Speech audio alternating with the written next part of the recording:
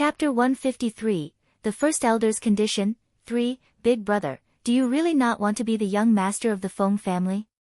Feng Aoran appeared after Leng Ruoxue left. No, Feng Moran said softly as he glanced at his younger brother. But father, mother, and first elder all hope that you can. Feng Aoran hesitated. Ever since his eldest brother returned, his parents, who had been sent to the countryside by his eldest uncle, were brought back by the first elder.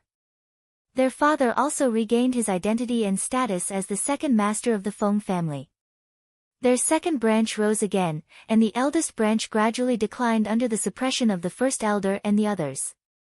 The current situation was the best for their second branch, so Feng Aoran knew that his father would definitely not want to let go of this opportunity at hand. His brother was definitely going to become the young master. Aoran, I'm staying in the Feng family temporarily for you. I don't care what they think. I won't be the young master of the Feng family. Father can be the patriarch if he wants, but don't use me as a bargaining chip, Feng Moran said bluntly to Feng Aoran.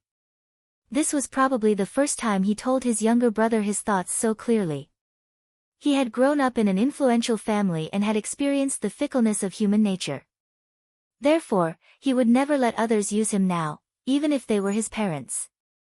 Big brother, if you don't become the young master, then there's no one else in our Feng family, Feng Aoran said worriedly. His brother was now the most outstanding person among the Feng family's younger generation. If his brother was unwilling to become the family's young master, then the Feng family. Who says there's no one? Isn't there still you? Aoran, I want to follow Shuer. I won't be by your side forever. Feng Moran knew that his brother's dependence had become a little stronger because of him, so he had to make Aoran realize it. The future of the Feng family was not in his hands, and he had always regarded himself as a passerby of the Feng family. Big brother, I don't really want to be the young master either, Feng Aoran said honestly. In fact, it had not been a day or two since he had such thoughts. His days with Ruoxue and the others were short, but he was really envious of the atmosphere between them. It was so harmonious and warm. Such an atmosphere was simply not experienced in large families. Aoran, Feng Moran didn't expect his brother to have such thoughts. Big brother, may I follow you? Feng Aoran looked at Feng Moran expectantly. Feng Moran was stunned by Feng Aoran's words, and it took a long time for him to come back to his senses. Did I hear it right? Aoran, you want to follow me? Feng Moran asked to confirm. I don't want to be the young master. I just want to follow Big Brother, Feng Aoran said seriously word by word. Aoran, neither the first elder nor our parents will agree if both of us go, Feng Moran said helplessly. He could already imagine his parents' angry faces. I believe Big Brother will think of a way to convince the first elder, Feng Aoran said cunningly with a fox-like smile on his face. Hee, I know that Big Brother agrees since he is willing to say this. Aoran, let's make a deal. If I can't convince the first elder, you have to stay in the Feng family obediently. Feng Moran said the ugly words in advance to prevent his brother from crying and making a fuss later. Yes.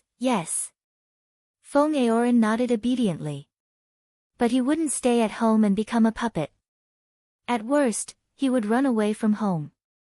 After the guests gradually dispersed, Feng Moran went directly to the first elder. In the first elder's room. Moran, why are you looking for me? The first elder asked even though he knew the answer. First elder, thank you for your love, but I really can't be the young master of the Feng family, Feng Moran said directly. Feng Qingran was dead, but the selection of the young master of the Feng family wouldn't be delayed. Not only that, but it had to be decided in the shortest time possible to reduce the impact of Feng Qingran's death. Do you know what you are saying? The first elder asked expressionlessly, but the displeasure in his voice was obvious. I know. I hope first elder will agree. Feng Moran was still very respectful to the first elder. Do you know how many people are eyeing this position? I know, but I'm really not suitable. Feng Moran lowered his stance. If you're not suitable, then no one is. The first elder snorted and glared at Feng Moran. A spiritual sovereign with a divine beast actually said that he wasn't qualified to be the young master of the family. Who was qualified then? A divine beast. Even he didn't have one. First elder, the family is full of talents. There will be someone more suitable than me, Feng Moran said very modestly. Fine. I will let you go as long as you can find me a spiritual sovereign with a divine beast. The first elder deliberately made things difficult. First elder. Feng Moran was speechless. Does first elder have to make things so difficult for me? Even if he could find someone with aptitude comparable to Huaqing, divine beasts were not cabbages. Where could he find a divine beast? I only have this one condition. The first elder narrowed his eyes, not looking at Feng Moran, making it clear that there was no room for negotiation. First elder, please rest.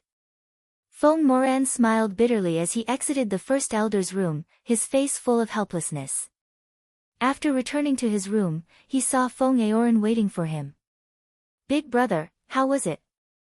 Feng Aoran hurriedly asked. I failed. Feng Moran shook his head helplessly. What did the first elder say? Feng Aoran couldn't help asking. The first elder, Feng Moran told his brother the condition that the first elder proposed. This condition is really too harsh.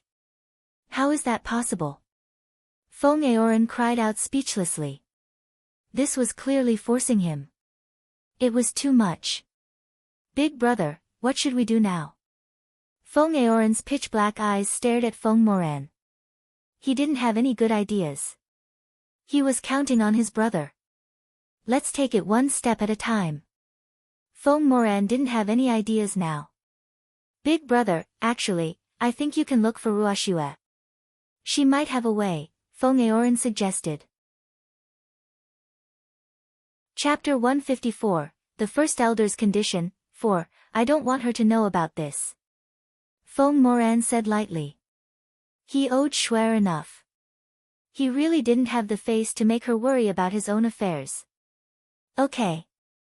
While the two brothers were discussing, someone suddenly knocked on the door. Feng Moran gave his brother a look, and Feng Aoran went to open the door. Dad, Mom, why are you here? Feng Aoran pretended to be stupid.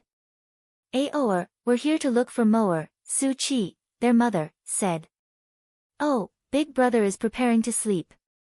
Dad, Mom, let's not disturb him, Feng Aoran said to his parents very understandingly. Move aside. We have something important to tell your brother, Feng Rui said with a displeased face. Aoran, let father and mother in. Feng Moran shouted from the inner room. He heard what the three of them said. Oh, Dad, Mom, please come in. Stinky brat, what the hell are you doing? You actually don't want to be the young master of the Feng family?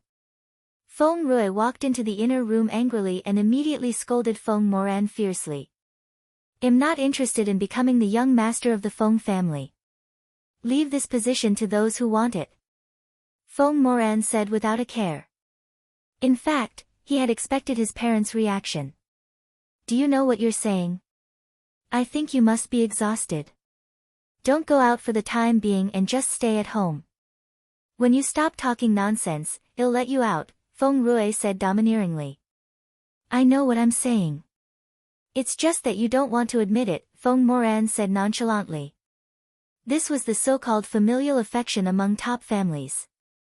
Everything was for benefits. A son was a good son when he had value. When he couldn't satisfy their requests, he would become an abandoned son. Fortunately, he had long been indifferent to this kind of familial affection. During his stay in the Feng family, his parents always said that they wanted to compensate him and care for him, but he knew very well that his parents were using him for their own benefits. He had already become his father's biggest bargaining chip in becoming the patriarch. He knew that as long as he became the young master of the Feng family, the first elder would support his father in becoming the patriarch. But because he refused, his father's position as the patriarch was very likely to be lost. Otherwise, his father wouldn't be so angry. Presumably, the first elder had already communicated with his father. You You unfilial son, I raised you for nothing. Feng Rui roared as his face turned purple with anger. He really couldn't understand why, but the first elder just happened to favor his son for the position of the young master out of the many who were eyeing it. Yet this unfilial son of his was actually unwilling to do such a good thing. It really pissed him off. Father, you've raised me for more than a decade, and I've also left home for more than a decade. But during the time that I was back, you've gained a lot from using me, so I don't owe you anything anymore, Feng Moran said helplessly. He really didn't want to say such heartless words if possible, but... Why you? Fine. Your wings have hardened, and I can't control you anymore, right? Feng Rui pointed at Feng Moran, and the veins on his face bulged as he panted heavily. Moer, how can you talk to your father like that? Look at how angry you made him. Hurry up and apologize to your father, Su Qi said with displeasure. In fact, she used to dote on this eldest son of hers. But she had stopped paying attention to him ever since his poor result in the aptitude test. However, never in her wildest dreams did she expect that her eldest son, whom she had neglected, would return to the Feng family after leaving home for more than a decade. Moreover, he became so talented and even had a divine beast. The couple couldn't help but see hope due to this. Furthermore, the first elder had promised them that as long as Feng Moran became the young master of the Feng family, the next patriarch of the Feng family would definitely be Feng Rui. They knew their eldest son's feelings for them and the Feng family had faded after being ignored for so long, so they had been thinking of ways to make up for it. But Feng Qingren's sudden death made the matter more urgent. Their original plan to cultivate feelings anew was disrupted, and Feng Moran said that he didn't want to be the young master, making the couple panic. They had suggested to the first elder that they should act first before announcing the matter. This way, Feng Moran would have no choice but to do it. But the first elder was very opposed to this idea. The first elder wanted Feng Moran to do it willingly because he felt that Feng Moran would only seriously consider the interests of the Feng family if he acknowledged his identity. Father, I'm sorry. I won't be the young master of the Feng family, Feng Moran reiterated. He never hoped that his parents could understand him, but he also didn't want to be a pawn in their hands. You, husband, don't be angry. Let's go back first. Let Moer consider it carefully. Perhaps he will think it through himself. Su Qi patted Feng Rui's back gently to persuade him. All right. Unfilial son, reconsider it yourself. Feng Rui roared and left Feng Moran's room angrily with Su Qi's help. Big brother. Feng Aoran looked at his brother worriedly. Alas, he didn't expect his parents to react so strongly. He was a little scared just now. I'm fine, Aoran. Go back to your room and sleep, Feng Moran said, not wanting his brother to worry. Okay. Big brother, rest early too. Feng Aoran closed the door for Feng Moran and left the room. In the main hall of General Ling's mansion. Miss, as you expected, the Su family really took Su Nair's corpse away. Feng De looked at Leng Ruoxue with admiration. This was the report he obtained from the team he sent to monitor the Feng family. Isn't that normal? No one from the Su family showed up at the funeral. They were just embarrassed. The Su family has always been proud of their daughter. Now that this has happened, it's really hard to say if anyone will dare to marry their daughters in the future, Leng Ruoxue analyzed. She despised people who sold their daughters for benefits the most, and the Su family was just such a family. Chapter 155, The First Elder's Condition, 5, Miss, you are very proper, Feng De said flatteringly. All right, it's getting late. Go to bed. Leng Ruoxue said to everyone when she saw that the news she wanted to know had been confirmed. She then turned around and returned to her room. The next day. Freak woke Leng Ruoxue up before she could get out of bed. Damn Freak, if there's nothing important, I will make you regret waking me up. Leng Ruoxue looked at the aggrieved Freak standing outside the door and threatened with gusto. Shuer, how can you shout at me? Boo-hoo. Shuer is so fierce. No wonder no one else dared to come. What is it? Tell me quickly. I still want to sleep. Leng Ruoxue said unhappily. She hated being woken up when she was sleeping soundly, even more so than being disturbed while eating. Feng Moran's parents want to see you, Freak said pitifully. See me? Why? I don't know. They just said they have something very important to talk to you about, he explained. When he saw the pair of shifty-eyed parents, he knew that nothing good was going to happen. Ask them to wait for me in the living room. I'll be right there, Leng Ruoxue ordered.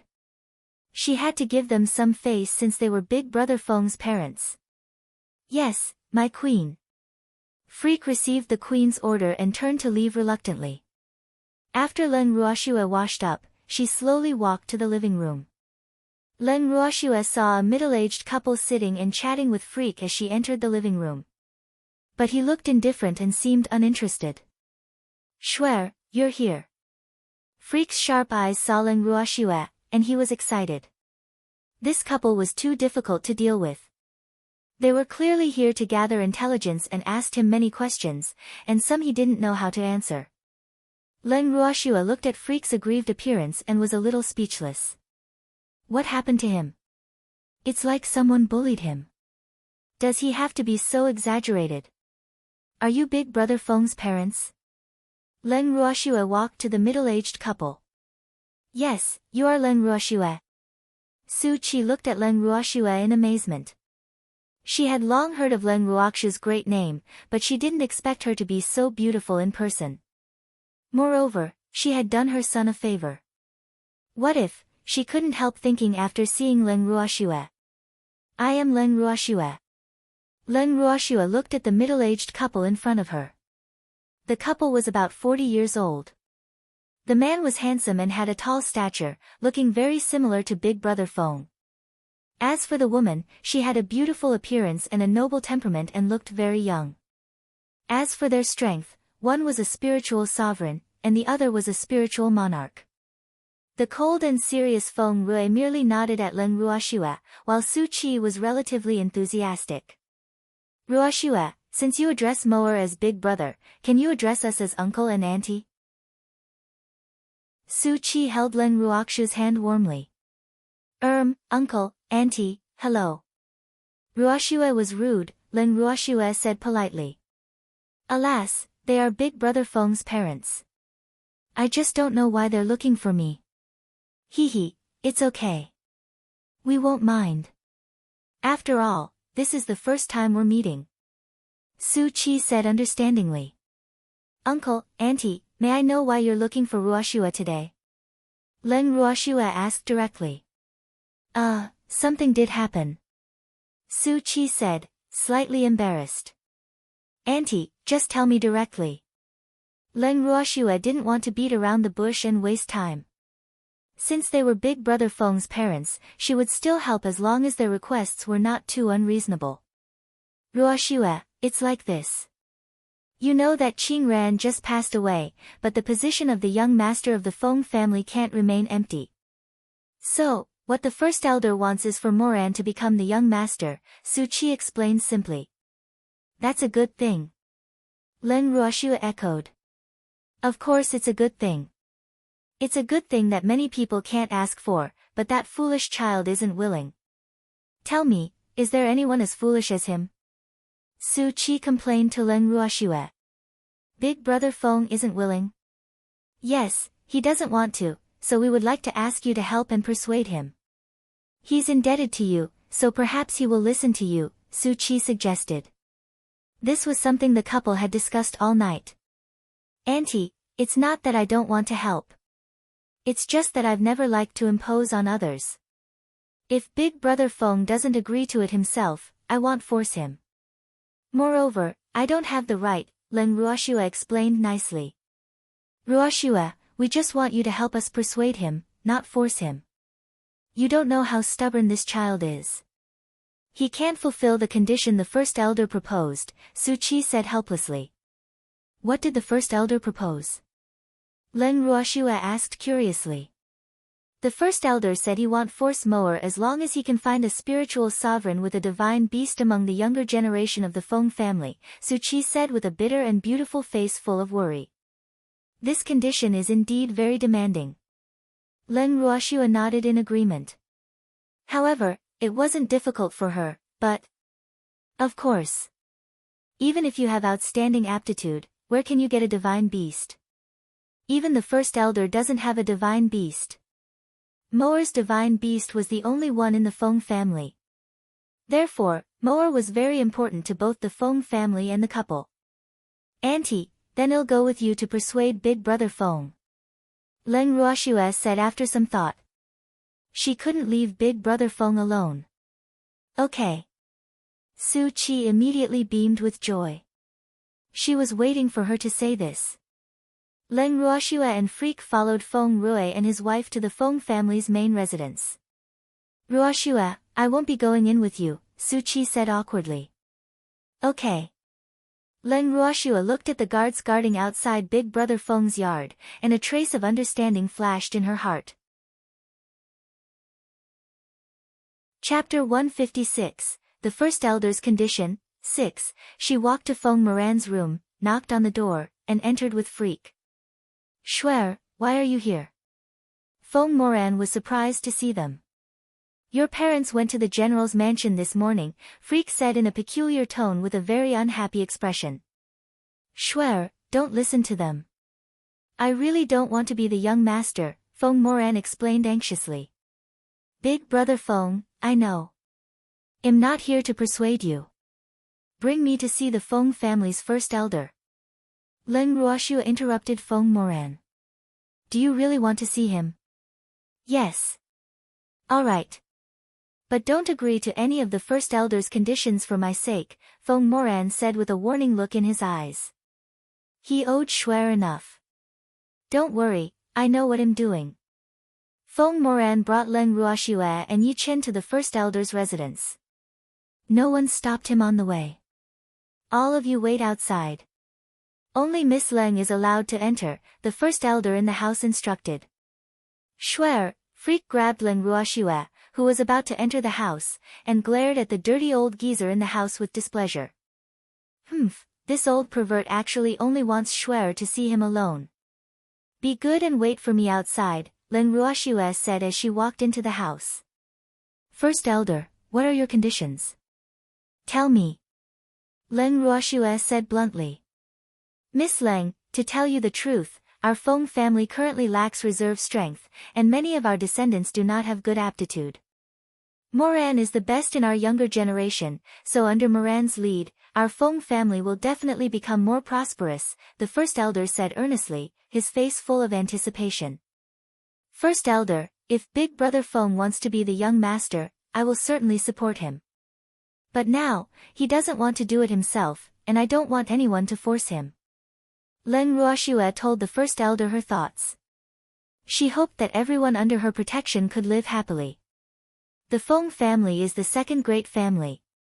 How honorable is it to become the young master of the Feng family? How did it become forcing him? The first elder was a little angry as he spoke. If such a thing happened to others, they would be overjoyed, but there was actually someone unwilling. He really couldn't understand. First elder, this might be an honor for others, but it's nothing for people who don't value fame and fortune. What Leng Ruoxua implied was that Feng Moran was someone who didn't value fame and fortune. He will regret it in the future, the first elder roared. It wasn't easy for him to finally favor a junior of the family. That's his own choice, Leng Ruoxua said nonchalantly. Since he had chosen, there was no need to regret. After all, everyone had to be responsible for their choices. There was no medicine for regret in the world. Since you call him Big Brother, shouldn't you plan for his future? The first elder questioned with a glare and released a slight trace of his might. I am planning for his future. Big Brother Feng is a person who yearns for freedom. I can't let him be bound in this mansion and yard to lead a depressed life unless it's his own choice, Leng Ruoxua said indifferently, not at all afraid of the first elder's might. It's fine if he doesn't want to be the young master. I still have the same condition, the first elder said without relenting. First elder, why make things so difficult for big brother Feng? You just want to find a young master for the Feng family, Len Ruoxue said. No one in the Feng family is more suitable than Moran, the first elder said stubbornly, his thoughts remaining unchanged. But big brother Feng doesn't want to do it. First elder, your condition is a little too much for big brother Feng. How about this, let's negotiate a deal. Len Ruoxue looked at the first elder with a face full of mystery. What deal? Unless my Feng family can produce a genius young master, there's no need to negotiate, the first elder said without any room for negotiation. This was already his lowest requirement. He also knew that a divine beast was a little unrealistic. What if I have a way to make the Feng family produce 100 geniuses? Len Ruoxue threw out big bait. She didn't believe that this cunning old fox wouldn't take the bait. 100? Are you joking? How is that possible? The first elder didn't believe Len Ruoxue could do it at all. I'm not joking. Nothing is impossible. I just don't know if first elder will agree or not. Len Ruoxue waited patiently for the first elder's decision. If you can really do it, then I'll agree to it, the first elder said resolutely after thinking for a while and steeling his heart. First elder is a straightforward person, so I won't say anything unnecessary. Len Ruoxue took out a small jade bottle and handed it to the first elder. What are these? Pills. The first elder opened it to take a look. There were about 100 pearl-like pills inside. These are remolding pills, Len Ruoxue explained. Remolding pills? Miss Leng, do you think I don't know about pills? Everyone knows that remolding pills are the most useless pill on the Ling Feng continent and don't have good effects, the first elder said sullenly. First elder, how can you be as short-sighted as ordinary people? Since I said I would give you 100 geniuses, why would I lie to you? Len Ruoxue said with slight displeasure.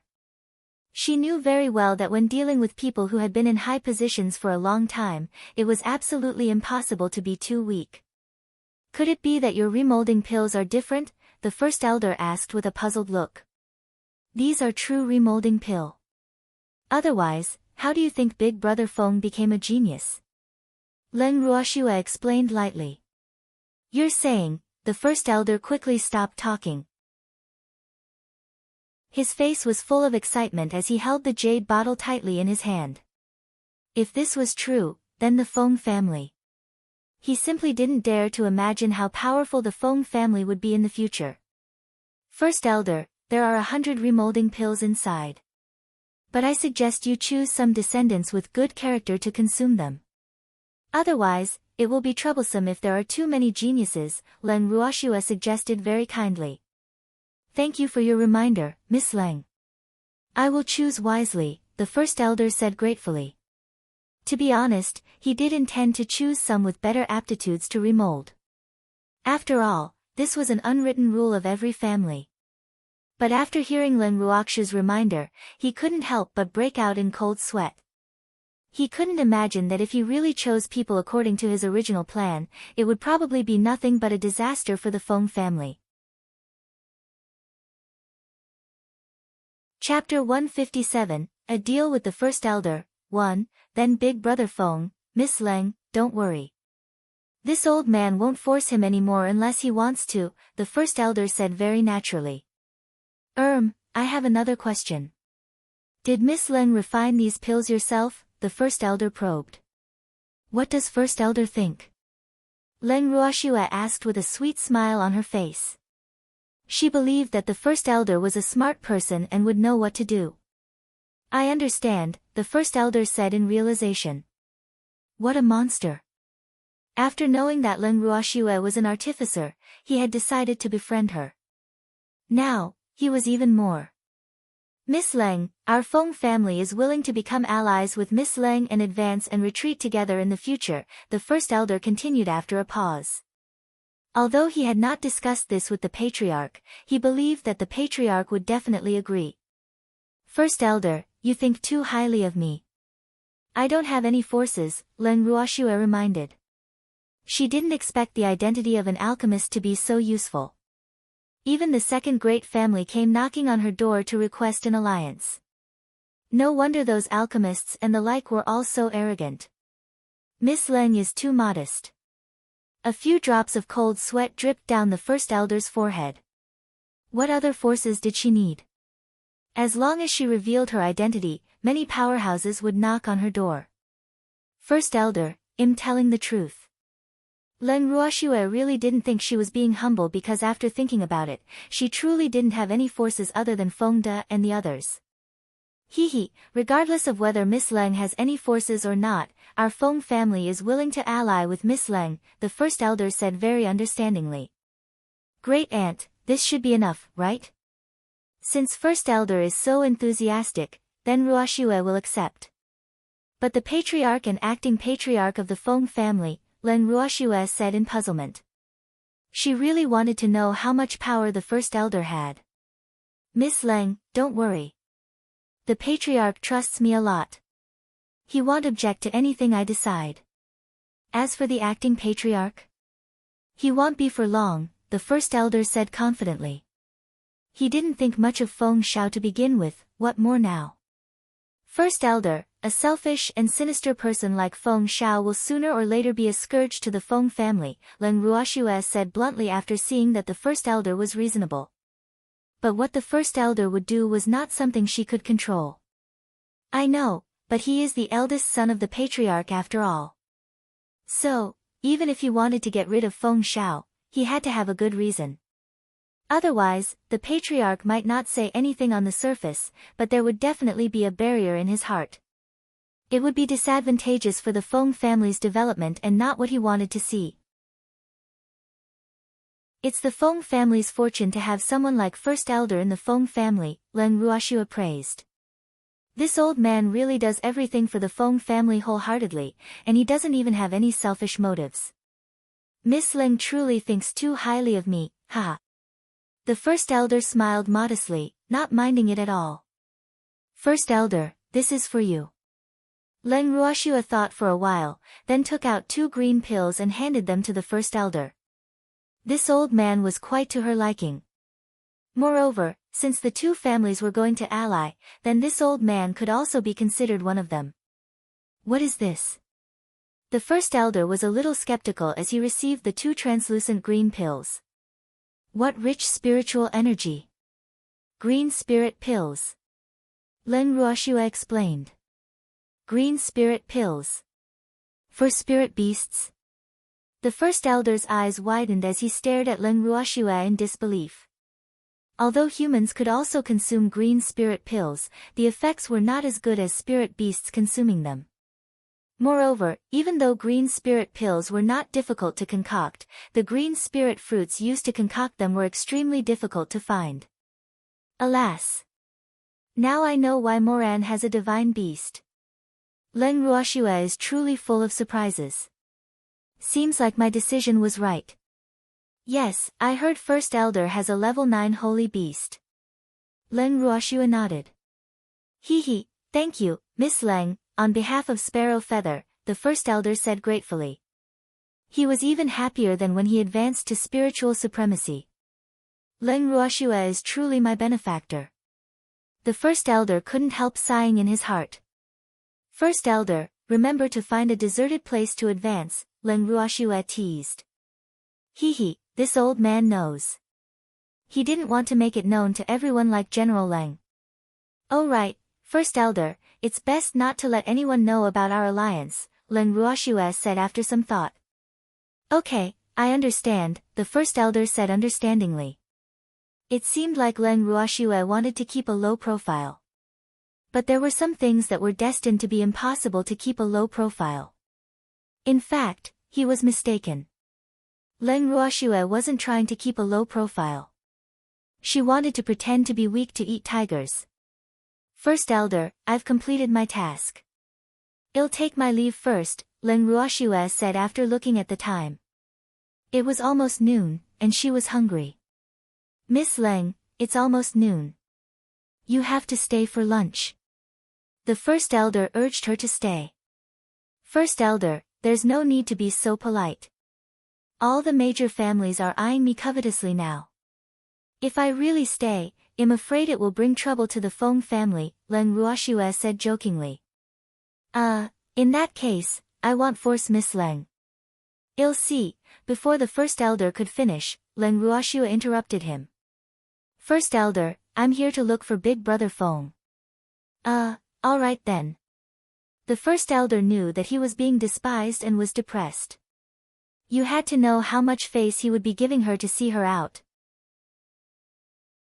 But Leng Ruoxue left the first elder's room and looked at Freak and Feng Moran guarding the door. Big Brother Feng, the matter has been resolved. Freak, let's go back. Okay. Shuer, did you agree to the first elder's condition? Feng Moran couldn't help asking. Alas. I really didn't want Shuer to worry about me.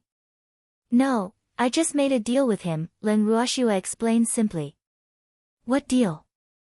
Feng Moran asked quickly. He knew that this had happened. Otherwise, the first elder wouldn't have relented. It's a simple deal. Big Brother Feng, it's not what you think. Don't worry. Leng Ruoxue comforted him.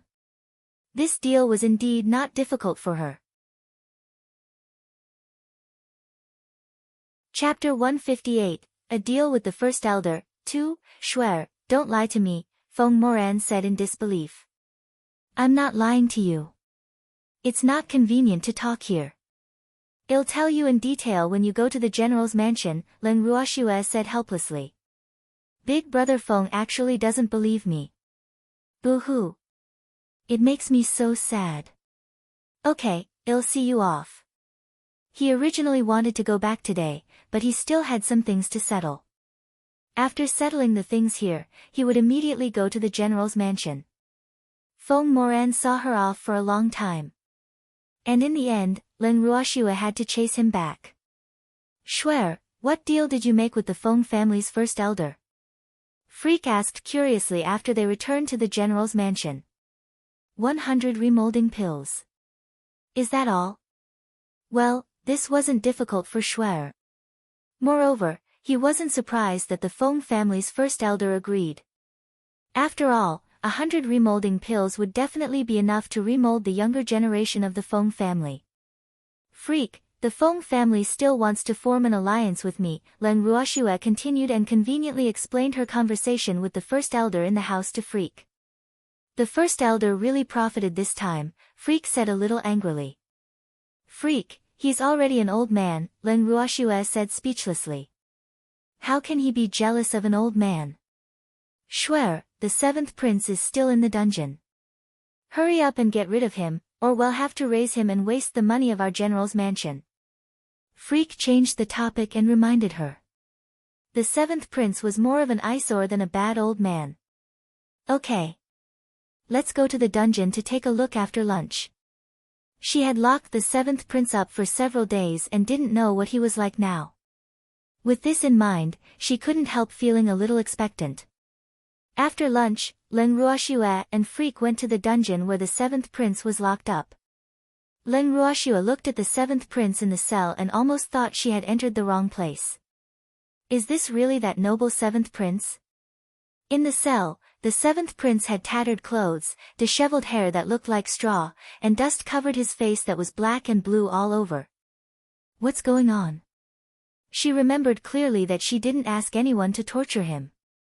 Did someone sneak into the cell and swap the seventh prince? Thinking of this. Li Yu. Leng Ruoxue suddenly shouted. Leng Ruoxue. Let me out. Let me out. Sitting on the ground, Li Sun suddenly raised his head and yelled at Leng Ruoxue. He didn't want to stay here. He was the noble seventh prince. How could he stay in a cell? It seems to still be the seventh prince, just that his eyes are a little unfocused. His mental endurance must have reached its limit. Humph. As expected of a pampered prince. He's already become like this after just a few days. So useless. Leng Ruoxue thought disdainfully. Do you really want to go out? Leng Ruoxue asked coldly. Yes, I want to go out. I want to go out. Li Yu roared like a madman. You can still live if you stay here. Leave. Do you think you would still be able to live? Len Ruoxue reminded. She felt that she was too kind to think so much for her enemy. No, I won't die. Imperial father will protect me. And Nair. She is the most favored eldest young lady of the Su family. She won't let others kill me, the seventh prince said as if he was talking to himself. Your father can't even protect himself, so how can he protect you? As for Su Nair, it's impossible for her to care about your life and death because the Su Nair you miss is already dead. Len Ruoxue really didn't want to break his beautiful dream. But a dream was a dream, and people always had to face reality. No, you're lying to me. You're lying to me. My imperial father will protect me. And Nair won't die. How can she die? Li Yu didn't believe Len Ruoxue at all. Suddenly, his eyes became sharp and fierce. He glared at Len Ruoxue fiercely and said, "It's you. It must be you. What did you do to Nair? You must have caused Nair's death. You vicious woman with a snake's heart, I won't let you go." Li Yu screamed crazily. His eyes were bloodshot, and the veins on his face bulged. He had entered a peak state of madness. Do you really think your Nair is good? To tell you the truth, she died on Feng Qingren's bed. The cause of her death was excessive indulgence. Len Ruoxue despised men like Li Yu who ran away from reality and were unwilling to face reality, so she could only kind-heartedly wake him up. Feng Qingren. No, you're lying to me. Tell me you're lying. Nair isn't that kind of woman. She isn't. Li Yu wilted. This blow was too great for him. He really couldn't accept the woman he loved dying on another man's bed. She isn't. If she wasn't, then no one is, Yiqin said coldly. Li Yu is really a useless man. He was actually fooled by a woman, but he actually treated that slut as a holy goddess. Humph. He really deserves to be fooled. She isn't. She isn't. After hearing what Yiqin said, Li Ye's head hung down. He didn't react for a while and just kept repeating this sentence. Freak, let's go. Len Ruoxue turned her head to look at Freak. She really didn't have the mood to torture Li Yu at all after seeing him in this state of death. She clearly didn't do anything yet, but Li Yu couldn't bear it. Such a person was truly trash. Okay. Don't go. Don't go. Li Yu finally reacted and hurriedly pleaded, but no one bothered with him. Shuer, what should we do with Li Yu? Freak asked with a headache after leaving the dungeon. Give him back to Li Yuan. Wouldn't that be letting him off too lightly? Freak said with some dissatisfaction. How can we let him off lightly? Do you think Li Yuan will let him go? His fate will be much worse if he falls into Li Yuan's hands than staying in ours.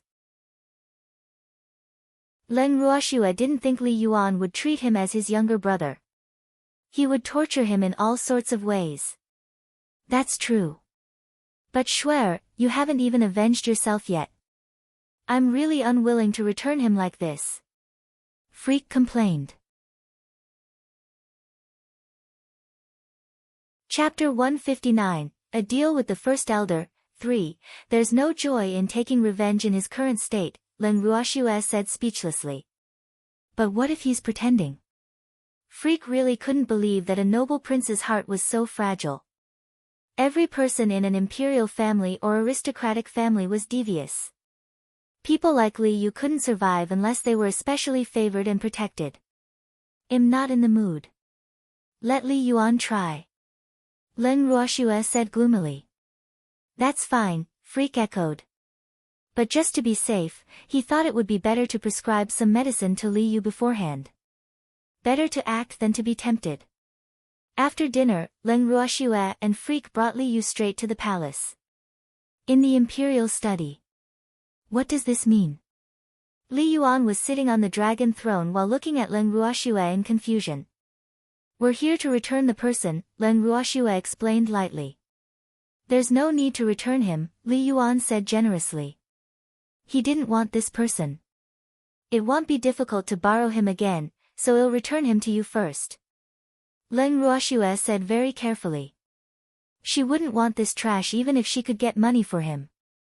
After listening to Len Ruoxue, Li Yuan was at a loss for words. Does she intend to borrow him again in the future? I'm giving this person to you.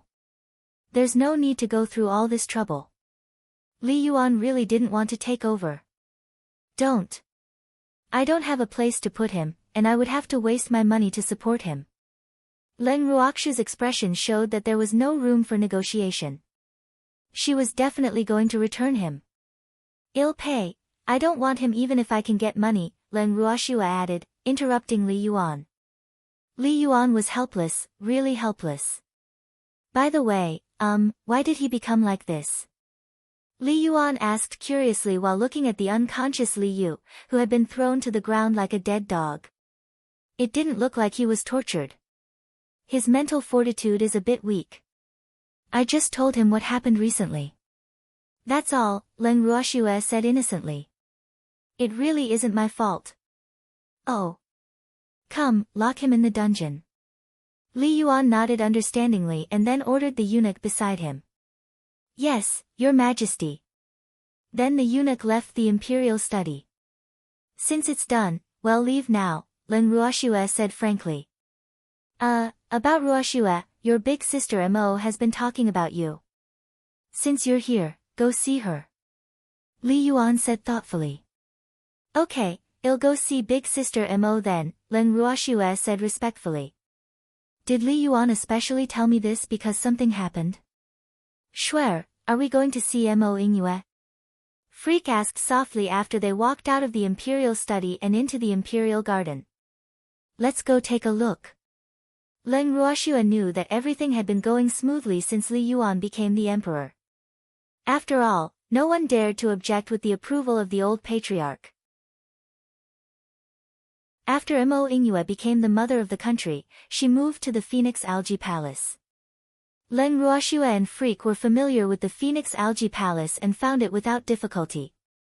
Big Sister Mo. Len Ruoxue saw that no one was stopping her after entering the Phoenix Algae Palace, so she walked directly into the inner hall with Freak. Ruoxue, why do you have time to visit Big Sister? Mo Ingyue, who was eating, said happily when she saw Len Ruoxue.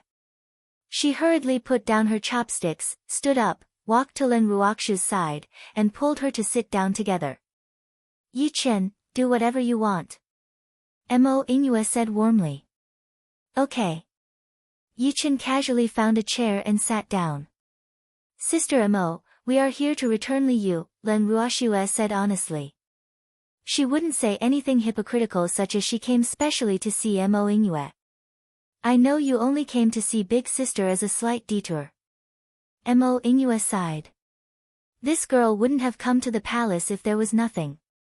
But she really liked Len Ruoxue's character of distinguishing gratitude and grudges.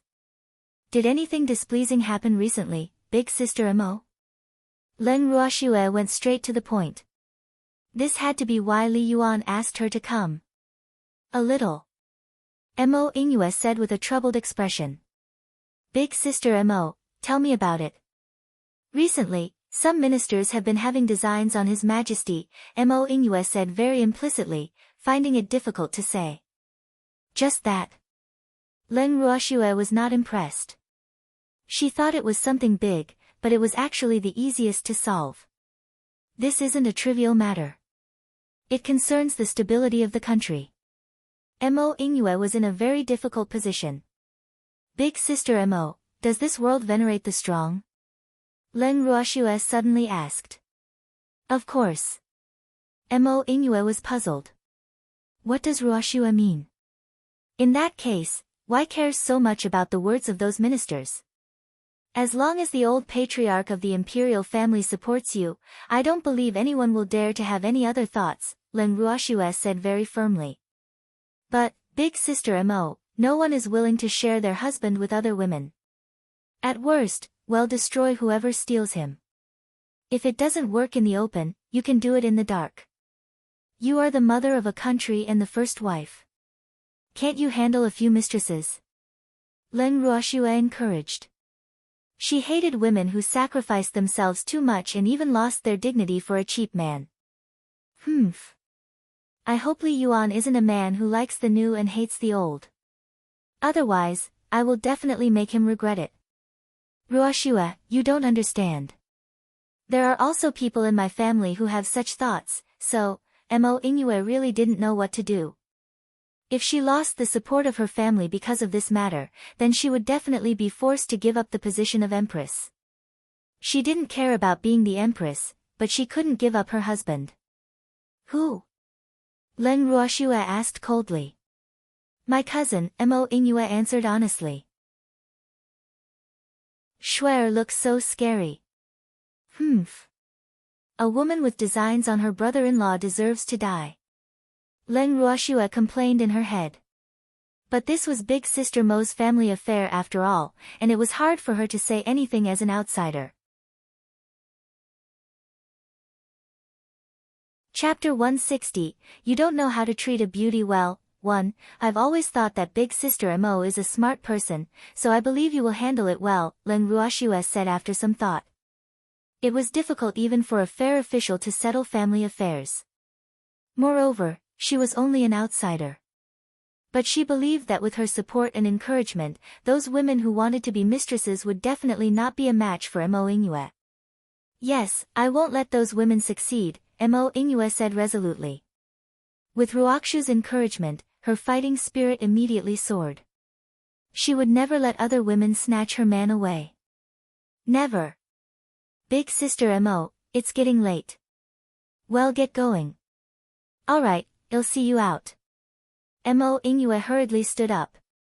Big Sister Mo, you don't have to be so polite, Leng Ruoxue declined. I can't bear little sister Ruoxue leaving, Mo Ingyue said with a smile, her mood already adjusted. Mo Ingyue sent Leng Ruoxue and Yi Qin out of the Phoenix Algae Palace. She only turned back reluctantly after they disappeared on Quill's back. After returning to the general's mansion, Leng Ruoxue and Freak went to the living room where Fengde and the others were waiting for them. Mississippi. Fengde, how are the preparations for the Prosperity Pavilion coming along? Leng Ruoxue asked as she sat down on the main seat. Miss, we're almost ready. We can open on time in 3 days, Fengde reported. Oh, right, have you sent out all the invitations? Leng Ruoxue asked. Yes, and the general will be back tomorrow. Got it. It's getting late. Let's go back to our rooms to rest. We'll be busy in a few days. Leng Ruoxue looked up at everyone in the living room. Okay, everyone answered quickly. Freak, I plan to enter seclusion these few days to refine a few defensive sacred artifacts for the Prosperity Pavilion.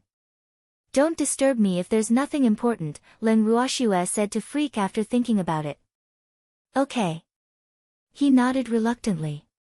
After returning to her room, Leng Ruoxue directly entered the Heaven and Earth bracelet. Big Sister. Qing Ju appeared in front of her. Qing Ju. Leng Ruoxue picked up the pink toddler and pinched his tender little cheeks. Big Sister, you're taking advantage of me again. Qing Ju pouted his pink lips in complaint. Of course not. Leng Ruoxue put Qing Ju down awkwardly. Why does this damn child look so cute for no reason? Which adult doesn't want to pinch such a cute little thing? Girl, it turns out that you are so perverted too, the shiny butterfly said as if it had just found a comrade. Pervert your head. Leng Ruoxue said angrily as she swatted the very tactless butterfly away. Boo-hoo. Girl, you are too crude. As a girl, you have to be gentle, or else you won't be able to find a husband. The butterfly that was knocked away flew back again and advised her earnestly. Get lost. Leng Ruoxue couldn't bear it anymore. What kind of rubbish butterfly is this? Girl. The butterfly looked at the furious Leng Ruoxue with tears in its eyes, not knowing what was going on. It didn't think it did anything wrong. It was telling the truth. Qingju, big sister is going to refine artifacts. I'll leave this damn butterfly to you, Len Ruoxue said to Qingju and then walked directly into the purple bamboo house. Okay, Qingju said as he looked at the aggrieved butterfly. In fact, there was nothing he could do with this butterfly. He had locked it up countless times, but he couldn't keep it locked up at all. Thinking of this, he couldn't help but size up the butterfly carefully. Why are you looking at me like that? I'll be shy, the butterfly said coquettishly. Qingju's face darkened. He raised his small hand and directly locked the thick-skinned butterfly into the space cage he set up. But the butterfly flew back in no time. Qingju looked at the palm-sized butterfly dejectedly. Why? How is this possible? Every corner of the heaven and earth bracelet was within his control, but he just couldn't do anything to this butterfly. He was an artifact spirit. As the spirit of a divine artifact, his level was countless times higher than this damn butterfly's. But the result was very cruel. He couldn't deny that this butterfly had dealt him a blow. After Len Ruoxue entered the refining room in the purple bamboo house, she didn't start refining immediately. Instead, she first conceptualized the artifacts she wanted to refine. Besides defensive sacred artifacts, she had to refine a copy of each of the items being used in the general's mansion, which she had refined based on things from her previous life. There were also hot pots. After thinking about it, she realized that she had a lot of things to refine. Len Ruoxue prepared the materials for various artifacts and equipment and then focused on refining the things she needed. When Len Ruoxue finished refining and left the heaven and earth bracelet, 2 days had passed outside. Freak, why are you sitting here? Len Ruoxue opened the door and saw Freak sitting on the stone steps outside her room, looking pitiful. Schwer. He looked up, and his diamond-like bright eyes had 2 streams of tears as he looked at Len Ruoxue pitifully. What happened? Len Ruoxue was puzzled. Grandpa came back with a stunningly beautiful man and a bad old man, he explained softly. Then what? Len Ruoxue didn't understand. Was he bullied? But she didn't believe that anyone could bully him. That bad old man is that beautiful man's master. He said he wants to form closer ties with Grandpa, Freak explained while on the verge of crying. Pfft. Len Ruoxue couldn't help laughing lightly. So it turns out Freak is jealous again. You're laughing. Even you are bullying me. Freak felt wronged, and tears welled up in his eyes. Of course not. Len Ruoxue was a little speechless. Why do people keep saying that recently? I am a good child. Schwer, someone is here to snatch you away from me again. Boo-hoo. What should I do? Freak looked at Len Ruoxue helplessly and kept thinking about when Schwer would truly belong to him. Freak was very anxious. This opponent wasn't easy to deal with. Chapter 161, You Don't Know How to Treat a Beauty Well, 2, Nonsense. Let's go see Grandpa since he's back. Len Ruoxue looked at the nervous Freak. This damn Freak is quite cute. Oh, Schwer, don't be tempted by other men. Freak reminded her worriedly. Am I so easily seduced by beauty? Len Ruoxue glanced at Freak and asked in return. No. If it was true, I would have gotten you in my palms a long time ago, he complained in his heart. Then what are you worried about? Yes, I believe Schwer, Freak said with ease. In fact, he was just pretending to be pitiful. Otherwise, how could Schwer feel pity for him? Len Ruoxue and Freak went to her grandfather's study.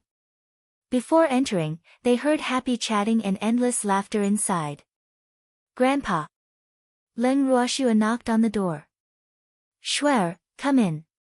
Len Qingtian hurriedly said when he heard his precious granddaughter's voice. The two of them pushed the door open and walked in.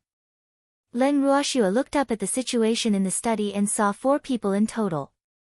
In addition to her grandfather and brother, there were 2 strangers. One of them was about the same age as her grandfather. He had a round face, ordinary facial features, and a round body. He wasn't tall, and his aura was restrained. He was a spiritual supremacy. The other person was about 20 years old.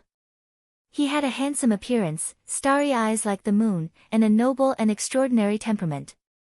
His strength was not low either, and he was an advanced spiritual sovereign.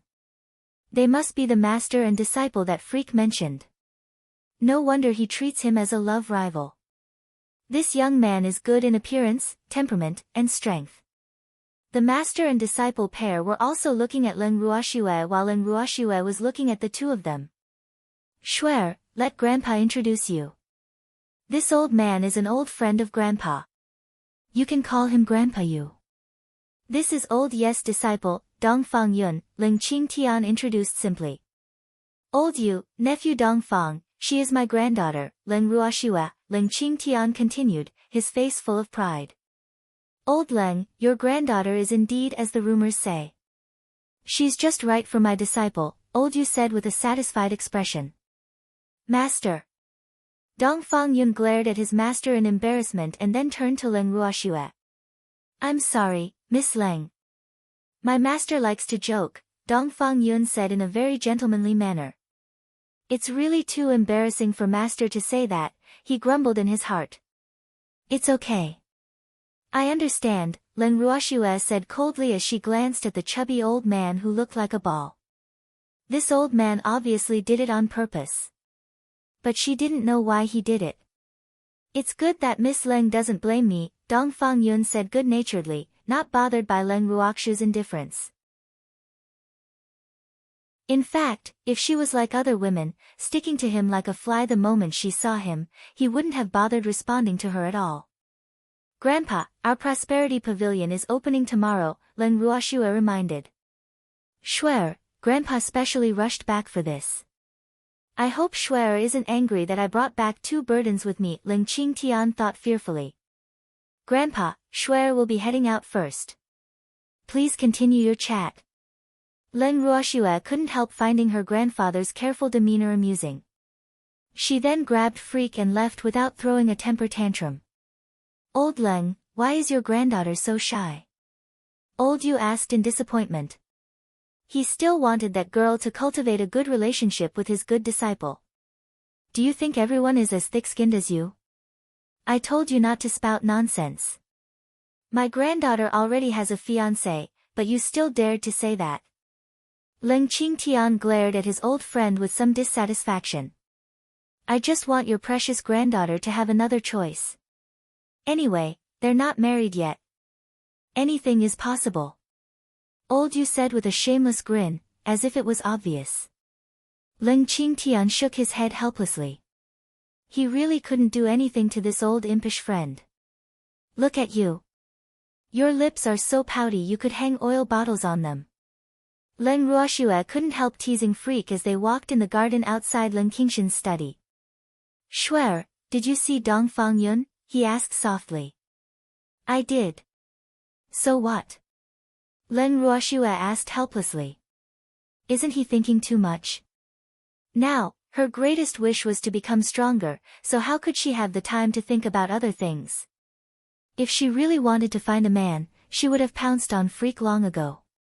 You're not allowed to like him. You're only allowed to like me, he said domineeringly. I don't like him, okay. Leng Ruoxue replied speechlessly. You can only like me, Freak reminded her with great dissatisfaction. Boo-hoo. Shuer is really not serious. She actually replied to me in such a manner. I'm so sad. Damn Freak, if you keep nagging, I won't even want you anymore, Leng Ruoxue threatened. I won't mention it anymore. Freak looked at Leng Ruoxue fearfully and aggrievedly like a little wife. Good. Come with me to the Feng family residence now. Why are we going there? Feng Moran had already come to the general's mansion to stay, but rumor had it that he was chased out by the Feng family. Form an official alliance with the first elder, Leng Ruoxue explained. Oh.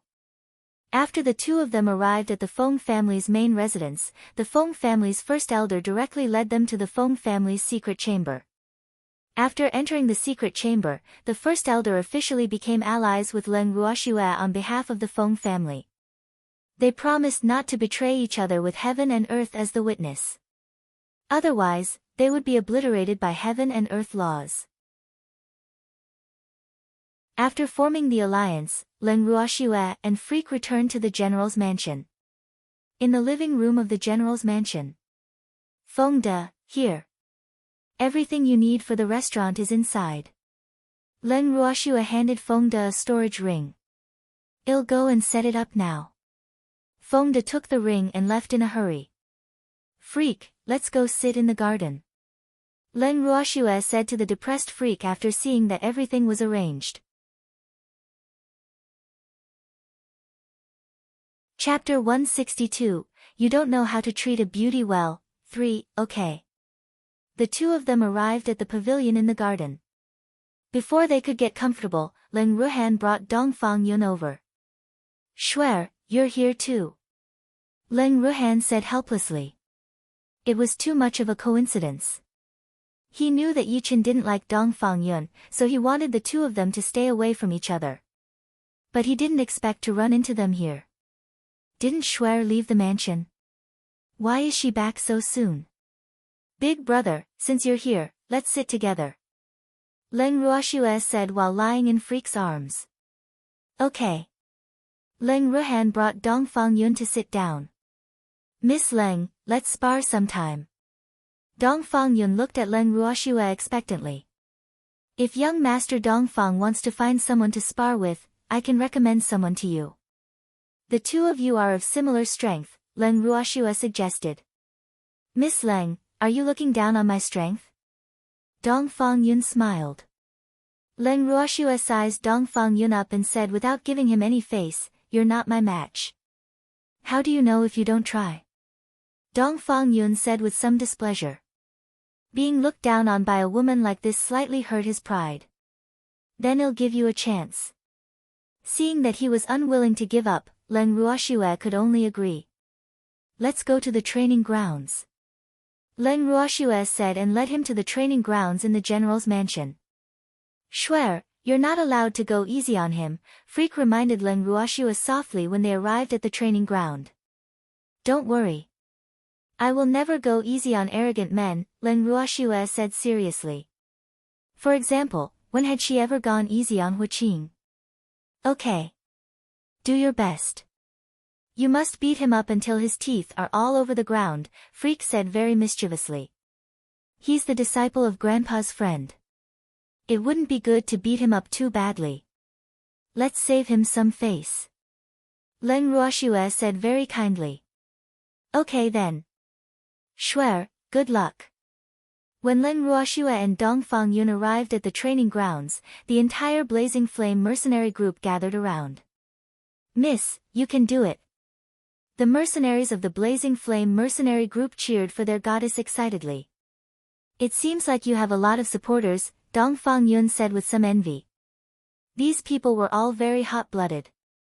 They are all mercenaries of my mercenary group, so of course they support me, Leng Ruoxue explained. Let's begin. After you. Dongfang Yun said gracefully. Do all men have to be like this? Leng Ruoxue rolled her eyes speechlessly. You will end up very miserable if you look down on women. Take this. Feather of the Fire Phoenix. Leng Ruoxue shouted and released a stream of fire attribute spiritual power without hesitation. Her opponent was an advanced spiritual sovereign, so she used a heavenly spiritual skill directly. Dongfang Yun looked at the beautiful feather flying toward him and didn't dare to lower his guard in the slightest. He had long heard of Leng Ruoxue's strength, so he became extremely alert in this battle with her. Seeing the feather approaching him, Dongfang Yun hurriedly set up a curtain wall. This curtain wall was composed of water attribute spiritual power, and water could counter fire. After Leng Ruoxue's fire attribute spiritual power encountered his water attribute spiritual power, it would meet its nemesis. But would it turn out like what he thought? When Leng Ruoxue's feather pierced through his water curtain and headed straight for him, Dongfang Yun was stunned. It only lasted for a few seconds, but when he recovered, the feather was already in front of him and was staring at him. Dongfang Yun was a little depressed by this situation. He didn't want to admit it, but he knew that he had lost. But what did this little guy mean? Why didn't it attack? Did Leng Ruoxu's spiritual power have to be so spiritual? It was as though it was waiting for something. In fact, he was right. The little feather was waiting for its master to give the order. As long as its master gave the order, it would burn the man's clothes to ashes. But Leng Ruoxue would never know what was going through her spiritual power's mind. If she knew, she would never give such an order. But as Dongfang Yun screamed, everyone saw his body start to light up. After a short while, his clothes were burned to ashes, revealing his perfect figure. After burning his clothes, the flames disappeared. Dongfang Yun also fainted. Everyone present watched this magical scene in disbelief. Then they looked at Leng Ruoxue in shock. "Why are you looking at me like that?" Leng Ruoxue shouted angrily. "What do those glances mean?" She was so mad. "Shuer, you really don't know how to be protective of the fairer sex," Leng Ruhan complained. But he was overjoyed in his heart. Shuer is really formidable. Flame specialized in burning men's clothes. Fortunately, Leng Ruoxue couldn't hear her brother's thoughts. Otherwise, she would be depressed to death. "Shuer, his figure isn't as good as mine," Freak said with dissatisfaction while looking at Leng Ruoxue resentfully. Wait. What does this have to do with figures?" Cold sweat dripped down Leng Ruoxue's forehead. Heavens! Do they think I did it on purpose?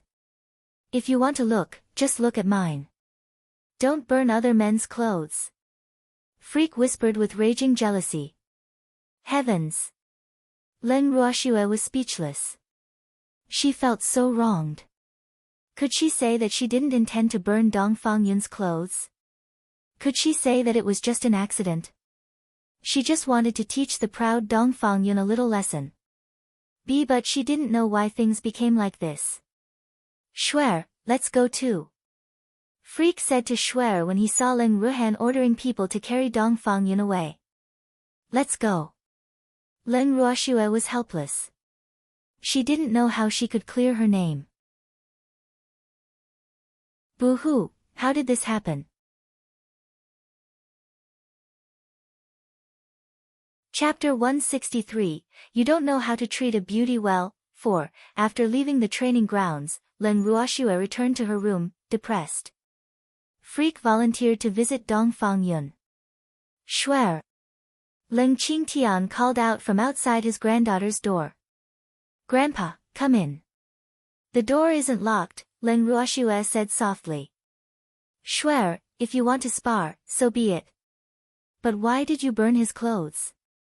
Leng Qingtian looked at his precious granddaughter speechlessly. "Great, someone is hanging on to her now." "Grandpa, it was an accident. I didn't do it on purpose." Leng Ruoxue was puzzled. She didn't know why her spiritual power suddenly became disobedient. "Of course, Grandpa knows that you didn't do it on purpose." But Leng Qingtian felt awkward and hesitated. "But what?" "Grandpa, is Dongfang Yun alright?" Leng Ruoxue asked. She had only used 30% of her spiritual power, and it would at most cause him some superficial wounds. It wouldn't be fatal, so Dongfang Yun should have fainted from fright. "He's fine. But old Yu is relentless and insists that you should be responsible." Leng Qingtian smiled bitterly. "What should I be responsible for?" Leng Ruoxue asked in puzzlement. She knew her limits when she attacked. "Old Yu said that you saw his disciple's naked body, so you have to take responsibility." Leng Qingshan's lips twitched helplessly. He also felt that this reason was too far-fetched. What was wrong with seeing a man naked? "Grandpa, I'm not interested in Dongfang Yun," Leng Ruoxue said bluntly. Moreover, she was afraid that Freak would know about this matter, so it was better to make things clear as soon as possible. "Of course Grandpa knows that. But old Yu is very difficult to deal with, and he won't give up easily once he's made up his mind," Leng Qingtian reminded. In fact, he didn't think that Dongfang Yun was suitable for his precious granddaughter. He felt that his grandson-in-law should be someone as well-behaved and obedient as Yi Chen, who wouldn't bully Shuer. It's not so easy to hang on to me. Leng Ruoxue smiled spuriously. Anyone who dared to have any ideas about her would regret it. Shuer, old Yu is grandpa's friend after all. You have to show mercy. Leng Qingtian reminded her, which was also a way of asking for forgiveness for his old friend. Don't worry, Grandpa. I will definitely be merciful, Leng Ruoxue comforted. That's good. By the way, Shuer, about the imperial palace, Leng Qingtian asked curiously. Grandpa, the current emperor is Li Yuan. Li Sun has abdicated, Leng Ruoxue explained simply. What about Li Yu?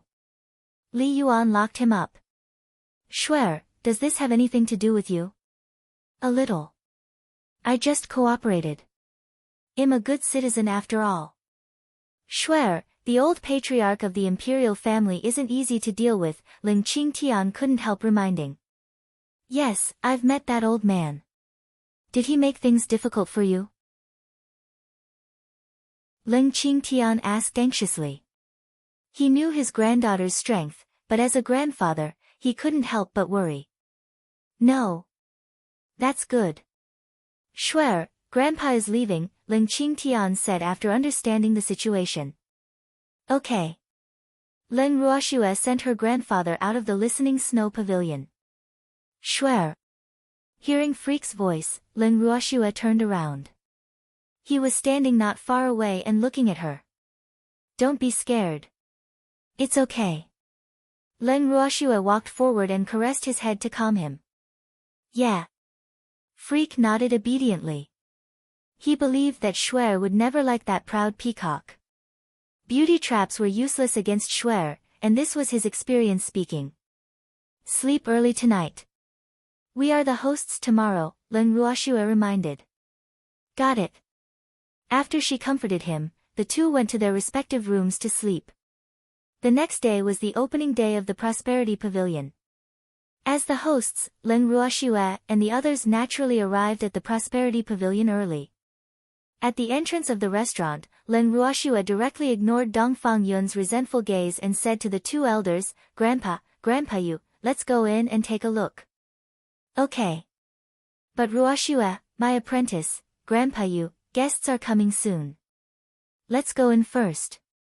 Leng Ruoxue interrupted and reminded him. All right. Old Yu gave her face. Humph. Lass, you can't pretend to be stupid. After Leng Ruoxue and the others entered the shop and took a tour of the entire Prosperity Pavilion under Feng Da's lead, almost everyone had an amazed expression on their faces because this place was really beyond their expectations. In addition to the exquisite and grand interior furnishings, many things were unheard of. Miss, how was it? Feng Da looked at Leng Ruoxue nervously. Everything here was designed by the young lady and completed under his supervision, so he was afraid that she would be dissatisfied. Not bad. I'm very satisfied. Miss, the Empress has arrived. Lin Yuan, who was preparing to receive guests outside, entered and reported. Invite big sister Mo in directly. Leng Ruoxue ordered. Ruoxue, this place is so beautiful. Mo Ingyue exclaimed as soon as she entered the store. It's good that big sister Mo likes it. Yes, of course I do, Mo Ingyue said sincerely. This place felt even more comfortable than the Imperial Palace. It was really unbelievable. In my opinion, this place is only a so-so. A discordant voice sounded in everyone's ears. For a moment, everyone's eyes were attracted by the owner of the voice. She was a very beautiful young girl of 15 or 16 years old. Even though she wasn't as drop-dead gorgeous as Leng Ruoxue, she gave off a sweet and lovable feeling. She should have been a very likable young girl, but why did her words sound so offensive? Everyone was puzzled. Leng Ruoxue sneered as she looked at the girl who spoke. How dare a great spiritualist spout nonsense on this occasion? Does she think this place is her home?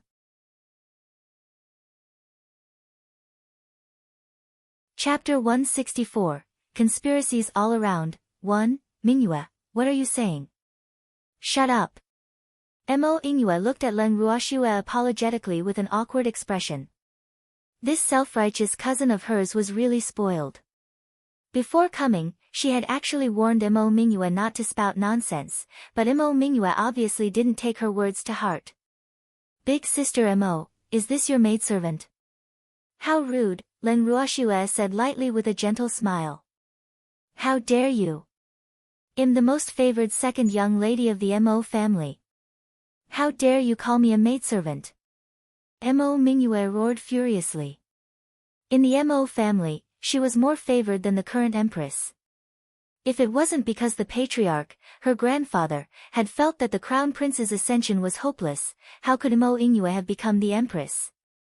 In her eyes, Mo Ingyue was merely the daughter of a concubine, so she didn't take Mo Ingyue seriously at all. Ruoxue, she's my cousin, Mo Mingyue, Mo Ingyue explained helplessly. So what if you are the second young lady of the Mo family? With your status, you don't even have the qualifications to be my maidservant, Leng Ruoxue mocked lightly. The Mo family was far inferior to the 5 great families and imperial families. She didn't even care about such top forces, but the daughter of a second-rate family actually dared to be so unbridled in front of her. How dare you say that about me? The emperor won't let you go. Mo Mingyue roared, her eyes blazing with jealousy and hatred. Big sister Mo, let's go in and have a seat. Leng Ruoxue looked at Mo Mingyue like she was an idiot and ignored her anger. Okay. Mo Ingyue followed Leng Ruoxue into the lounge. I'm sorry, Honorable Second Miss Mo, my young lady didn't invite you. You can't go in, Fengde said expressionlessly while blocking the door of the lounge. Mo Mingyue, who was about to follow them in, saw someone stopping her and said furiously, why can't I go in? Why could Mo Ingyue enter but not her? This made her proud heart extremely unbalanced. She could go wherever she wanted in the imperial palace, and no one dared to stop her. Don't you understand the human language? I told you, our young lady didn't invite you. Fengde said impatiently. Why are all these noble ladies so brainless? Humph. Fine. Who cares about entering? This isn't a good place anyway. It's incomparable to the imperial palace. With this in mind, Mo Mingyue walked away angrily. In the lounge. Big sister Mo, don't you have anything to say to me? Leng Ruoxue said lightly, a little unhappy in her heart. I'm sorry, Ruoxue. I shouldn't have brought her here, Mo Ingyue said, a little embarrassed. Recently, Mo Mingyue had been staying in the palace. No matter where she went, Mo Mingyue would follow her, making her very annoyed. Big sister Mo, haven't you thought of a solution yet? Leng Ruoxue asked. If not for big sister Mo, she would have asked someone to throw that eyesore out just now. Ruoxue, I've let you down. Big sister Mo, you didn't let me down. You let yourself down. I don't like women who compromise, Leng Ruoxue said bluntly. If you wanted to deal with your enemies, it was impossible not to be cruel. Giving in would only make your enemies want a yard after taking an inch. But she knew that Mo Ingyue had too many concerns and couldn't be as carefree as her. Ruoxue, I will find a way to get rid of her as soon as possible, Mo Ingyue said resolutely. Big sister Mo, being the mother of a country isn't easy. If you don't want to be restrained by your family, you have to become stronger. You have to have your own power. Otherwise, you will only become a pawn of your family and always be used by them. Leng Ruoxue knew that Mo Ingyue was different from her. The education she received since childhood was to serve the family, unlike hers. Besides, Leng Ruoxue's family didn't have many people. But even if she had a large family, the family wasn't important to her. She only cared about the people worthy of her attention. Ruoxue, I don't want to become a pawn of my family and be used by them, Mo Ingyue said resolutely. Then become stronger. Make everyone look up to you. Leng Ruoxue encouraged. Okay, I will definitely become stronger. I won't let my family restrict me anymore. This time, Mo Inoue had really made up her mind. It was not only to protect her man but also for her own freedom. Okay, big sister Mo, let's go. Leng Ruoxue nodded with satisfaction. She liked women with backbone. When Leng Ruoxue and Mo Inoue returned to the main hall of the restaurant, almost all the guests had arrived. Junior aunt. Two surprising voices appeared behind Leng Ruoxue. She turned around and saw two middle-aged men standing not far away with smiles on their faces. The expression on their faces could only be described as flattering. These two fellows. When Leng Ruoxue saw them, several black lines hung on her forehead. Why did they come? She was puzzled. The two middle-aged men walked to Leng Ruoxue and said excitedly, "Junior aunt, long time no see. We missed you so much." Those who knew their identities were so surprised that their jaws almost fell to the ground when they heard how they addressed Leng Ruoxue. Oh my God! Did we hear right? The president and vice president of the Artificer Association headquarters actually addressed Leng Ruoxue as junior aunt. What's going on? Is this a dream? It hasn't been that long, okay? Leng Ruoxue was speechless. By the way, we've only met once. Why are you acting so friendly? Ruoxue, who are they? Mo Inoue asked curiously. They can be considered disciple nephews I've recognized. Leng Ruoxue explained. She didn't know their names. Junior aunt, the two middle-aged men actually had a tacit understanding upon hearing Leng Ruoxue's unwilling tone. They looked at Leng Ruoxue aggrievedly, as if she had abandoned them. They were going all out. Their master had reminded them repeatedly to stick to Leng Ruoxue no matter what when they came. This mission could only succeed and not fail.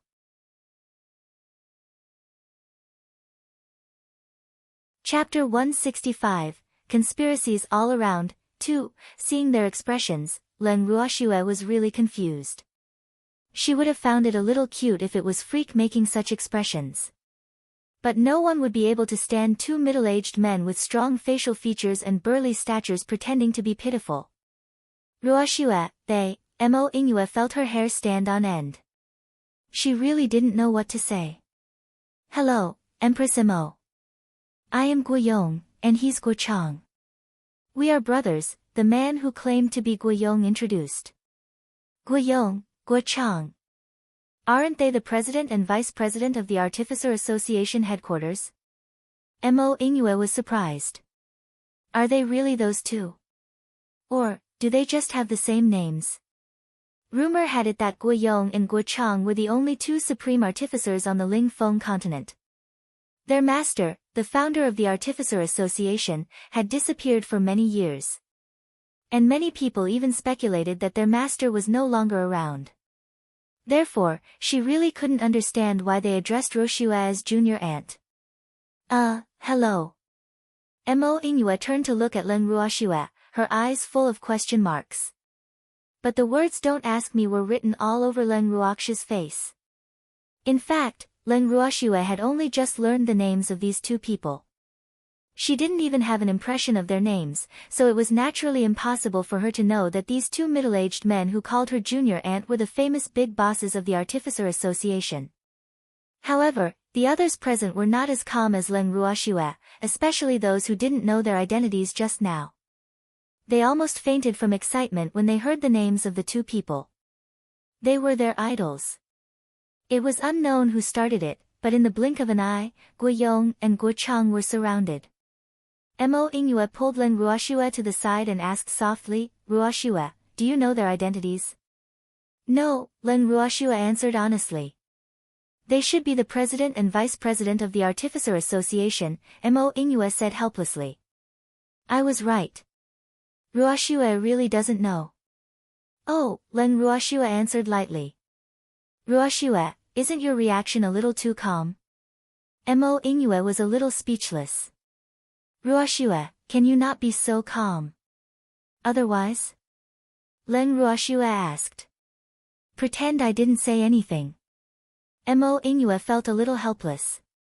Am I too inexperienced? Big sister Mo, find a place to sit for a while. I'll take a look over there. Leng Ruoxu's sharp eyes saw her grandfather calling her. Okay, go ahead. Don't worry about me. She had to find Mingyue so that she wouldn't cause any trouble. Leng Ruoxue walked to her grandfather and asked softly, Grandpa, you called me? Swear, those two people have very high statuses. Leng Qingtian reminded. He didn't expect them to be. Grandpa, don't they call me junior aunt? You don't have to worry, Leng Ruoxue comforted. Since they took the initiative to come to her door, they must have some ulterior motive.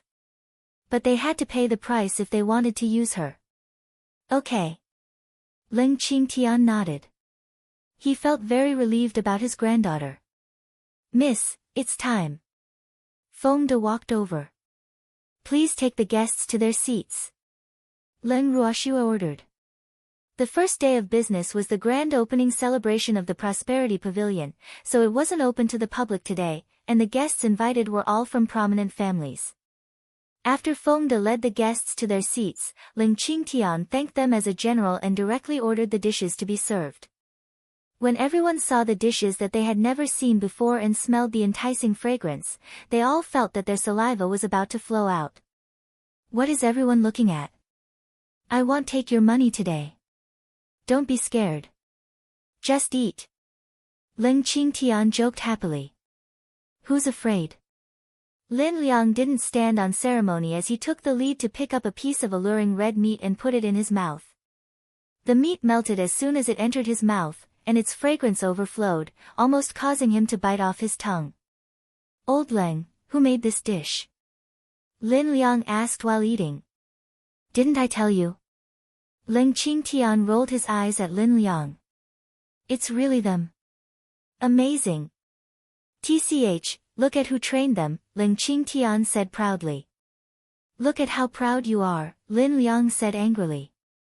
Wasn't this old man just relying on his good granddaughter?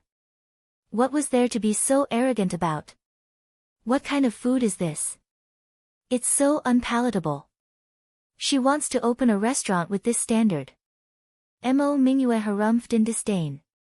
She just wanted to cause trouble. She didn't believe that Leng Ruoxue would dare to do anything to her. Mingyue, shut up, Mo Mingyue growled unhappily. She really didn't understand why Mingyue had to find trouble with Ruoxue. Ruoxue didn't provoke her.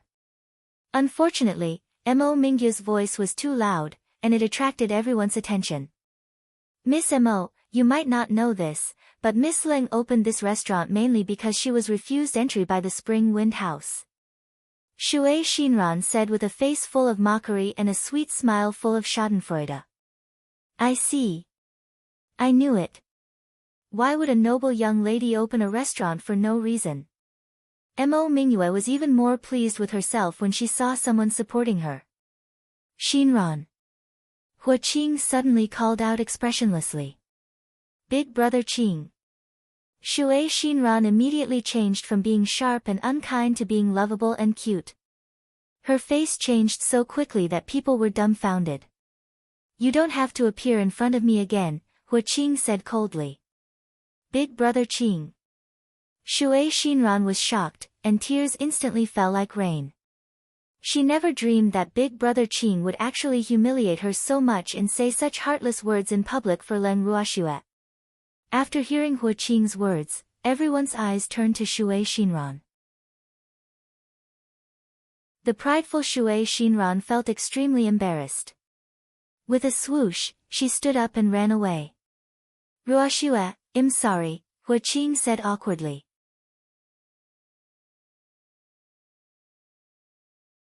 Chapter 166, Conspiracies All Around, 3, You don't have to apologize, Leng Ruoxue replied coldly.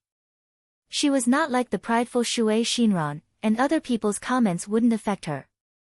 Feng De, throw the second young lady of the Mo family out. From now on, the Mo family will never be my friend, Leng Ruoxue said to Feng De and everyone present at the same time.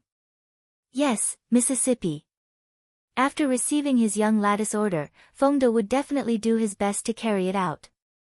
Big sister Mo, the Mo family is the Mo family, and you are you. Leng Ruoxue glanced at Mo Ingyue and comforted her. Okay. Mo Ingyue nodded. She knew that part of what Ruoxue said was to support her, so she was very touched. Everyone, don't be affected by an eyesore or two. Please continue. Leng Ruoxue said to everyone. Yes, that's right, everyone echoed very generously. Old Leng, your granddaughter really distinguishes between love and hate. She can't tolerate dirt in her eyes. Lin Liang sighed with emotion. Young people are really bold. The Mo family's future probably won't be pleasant. Of course. Anyone who dares to bully my grandson and granddaughter is going against me, Leng Qingtian. Such people are the enemy of our Leng family. Leng Qingtian said as a matter of course. And also my enemy. Old Yu, sitting next to Leng Qingtian, added. Fine, they're my enemy too. Lin Liang didn't want to fall behind. Moreover, old Leng's grandson was his disciple. Upon hearing this, everyone was flabbergasted. How can you be so protective? Although there were some unhappy hiccups during the meal, it was generally very satisfactory and also achieved Leng Ruoxue's goal of treating people to free food.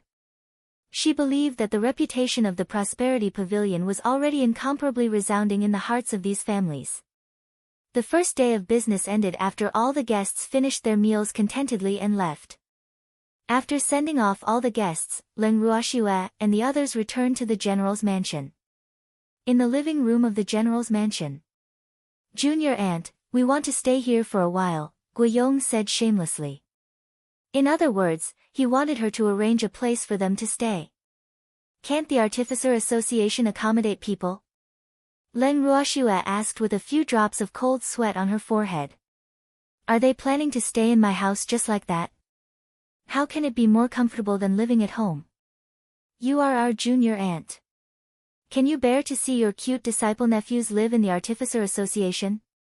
Guo Chang said with a wronged expression on his face that was full of bitterness. Fengde, go arrange a room for them. Leng Ruoxue admitted defeat. These two people's ages added together were almost 100 years old. What else could she say if they could say such coquettish words? Yes, Mississippi. Fengde then led Guiyong and Guo Chang out of the living room. Shuer, looks like they're sticking to you. Freak smiled sympathetically when they were alone in the living room. Yeah. Leng Ruoxue nodded helplessly. Everyone could see that even without him saying it. You're not jealous? Leng Ruoxue continued as if she had discovered a new world. TCH, what's the point of being jealous of two old men? Freak said indifferently. If they wanted to make him jealous, they had to be at Dongfang Yun's level.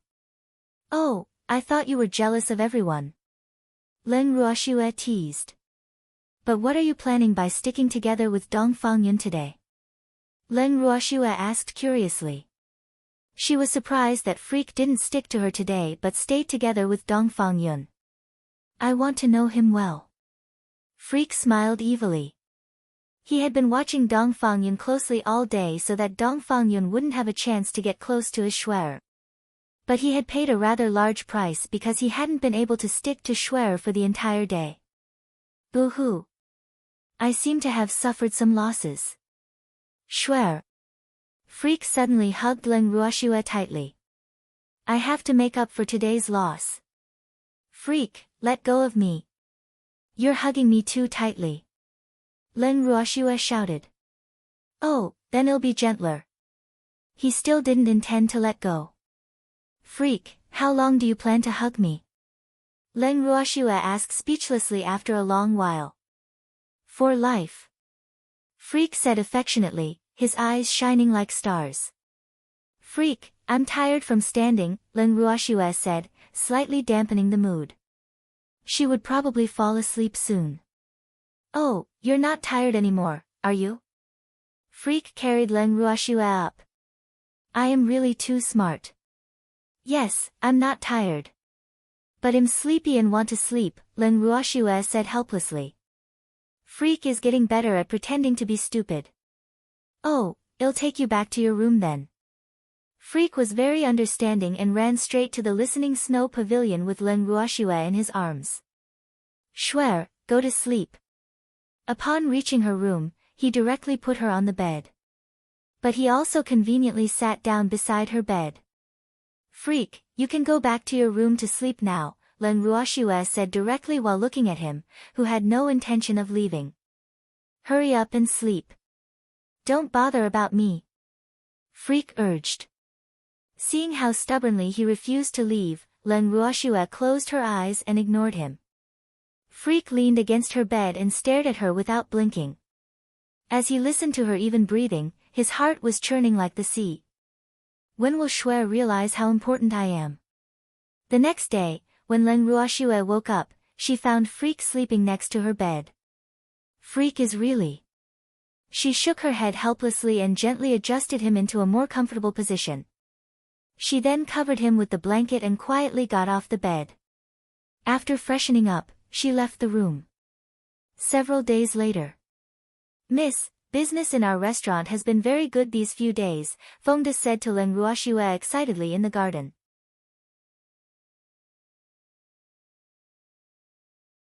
Chapter 167, Conspiracies All Around, 4:0. Leng Ruoxue nodded. She had expected that business would be good. After all, many of the dishes in the Prosperity Pavilion belonged to her previous world. And afterward, she changed the ingredients to match the ones in this world. Fengde, go out for the training experience in a few days. Leng Ruoxue said after some thought. Yes, Mississippi. At the same time, a secret gathering of the 5 great families was taking place in the Su family's main residence in the Western Light Empire. In the main hall of the Su family residence. Su Qian, why did you call us all here? Hua Yi, the patriarch of the Hua family, said with a displeased face. Why can't we send letters? Must we say it in person? That's right. Acting Patriarch Su, we are all here. Say whatever you have to say. Feng Miao, the representative of the Feng family, was also very displeased. He originally didn't want to come, but the first elders sent him. He was really annoyed. Su Qian, our time is very precious. We don't have time to waste with you, Yi Ming said anxiously. He said he wanted to wait for everyone to arrive before talking, but he still didn't say anything now that everyone was here. Is Su Qian messing with us? Why are you so anxious? Learn from Brother Shui. See how composed he is, Su Qian, who was sitting in the main seat, said with a gloomy and eccentric sneer. I'm anxious too. Just say it. Shui Zhen retorted without giving him any face. Humph. Don't think that I don't know that you just want to sit back and watch the tigers fight. We won't be fooled. Since you're so anxious, let me say it. Su Qian continued after a pause, how do you intend to deal with Leng Ruoxue? Why should we deal with Leng Ruoxue? Hua Yi's handsome face was full of question marks. That's right. Leng Ruoxue doesn't have any enmity with our Feng family. Why should we deal with her? Feng Miao was also very puzzled. Su Qian, Leng Ruoxue is the future daughter-in-law of the Yi family. Yi Ming looked at Su Qian with a hint of warning. Yes, that's right. Leng Ruoxue and I don't have any enmity. She's also a junior, Shui Zhen agreed, but his mind was racing. It's obviously this old thing who wants to deal with Leng Ruoxue, but he's asking us. Humph. Leng Ruoxue is about to threaten the status of our 5 great families. Are we going to continue to ignore this? Su Qian said ruthlessly, his eyes releasing intense killing intent. Acting Patriarch Su, aren't you exaggerating a little too much? Let's not talk about whether Leng Ruoxue is ambitious or not. There are only a few people in the Leng family. They're not a threat to us at all, Feng Miao said disapprovingly. Brother Feng's words are very reasonable. Su Qian, you're too far-fetched, Hua Yi echoed. Humph, Su Qian obviously wants to get rid of Leng Ruoxue, but he still wants to use us as cannon fodder. Fat chance. Su Qian, although Leng Ruoxue's prosperity pavilion might have robbed a lot of your Su family's customers, you don't need to get rid of Leng Ruoxue just because of this. Do you think Ling Qingtian is just for show? Yi Ming said with some schadenfreude. Su Qian clearly wants to drag us into this because he's afraid of Ling Qingtian. They're right, Su Qian. How can we be so petty as top families? The Spring Wind House only earns a fraction of what your Su family earns. Why do you care so much? Shui Zhen also disagreed. You all, Su Qian was so angry that he was at a loss for words. Although the 5 great families might look harmonious on the surface, everyone was sitting here because they couldn't wait to see others make a fool of themselves. Su Qian, only harmony can lead to wealth. Hua Yi advised earnestly. Do you think him doing this for a mere restaurant? Su Qian roared furiously. They're definitely doing it on purpose. Isn't it? I didn't hear Leng Ruoxue stealing anything else from you, Feng Miao said in puzzlement. I'm doing it because of the spots to enter the Creek of Affinity Mystic Realm. Su Qian couldn't take it anymore. I've asked around. Leng Ruoxue said she didn't have any more spots, Yi Ming explained. At first, he didn't believe that Leng Ruoxue would simply give away the Mystic Realm spots. But after asking around, he found out that she had indeed given them away, so he gave up. Su Qian widened his eyes and questioned, do you know how many spots she has? How many can she have? The Heavenly Phoenix Academy can't possibly give her all the spots, right? Yi Ming said nonchalantly. 10. She has 10 spots. Su Qian said loudly. Is what you said true? Yi Ming confirmed in disbelief. The Heavenly Phoenix Academy had obtained less than 20 ownerless spots, but Leng Ruoxue herself had 10. Was this possible? Of course it's true. Someone from the Heavenly Phoenix Academy told me personally. The news is absolutely accurate, Su Qian said confidently, his face full of pride. Damn it. Leng Ruoxue actually dared to lie to me. Yi Ming was so angry. In fact, when he went to the Leng family residence previously, he said that he had heard Leng Ruoxue had spots in her hands, but he was just testing her.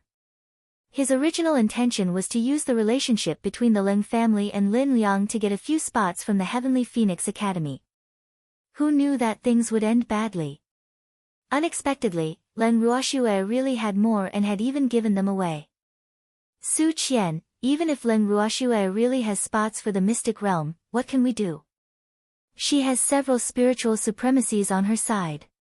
And also divine beasts. Our ancestors are all in seclusion. No one can defeat Ling Qingtian even if we add up all of us, Shui Zhen said weakly. Of course, he wanted the spots for the Mystic Realm, but he would have to snatch them. That's why we have to join forces. Su Qian said anxiously. He was determined to obtain the spots. After hearing Su Qian's words, the other 4 people present became silent. Then how do you want us to join forces? Hua Yi asked after some thought. In fact, the Hua family was not lacking in spots to enter the Mystic Realm, so he really didn't care about the few in Leng Ruoxue's hands. However,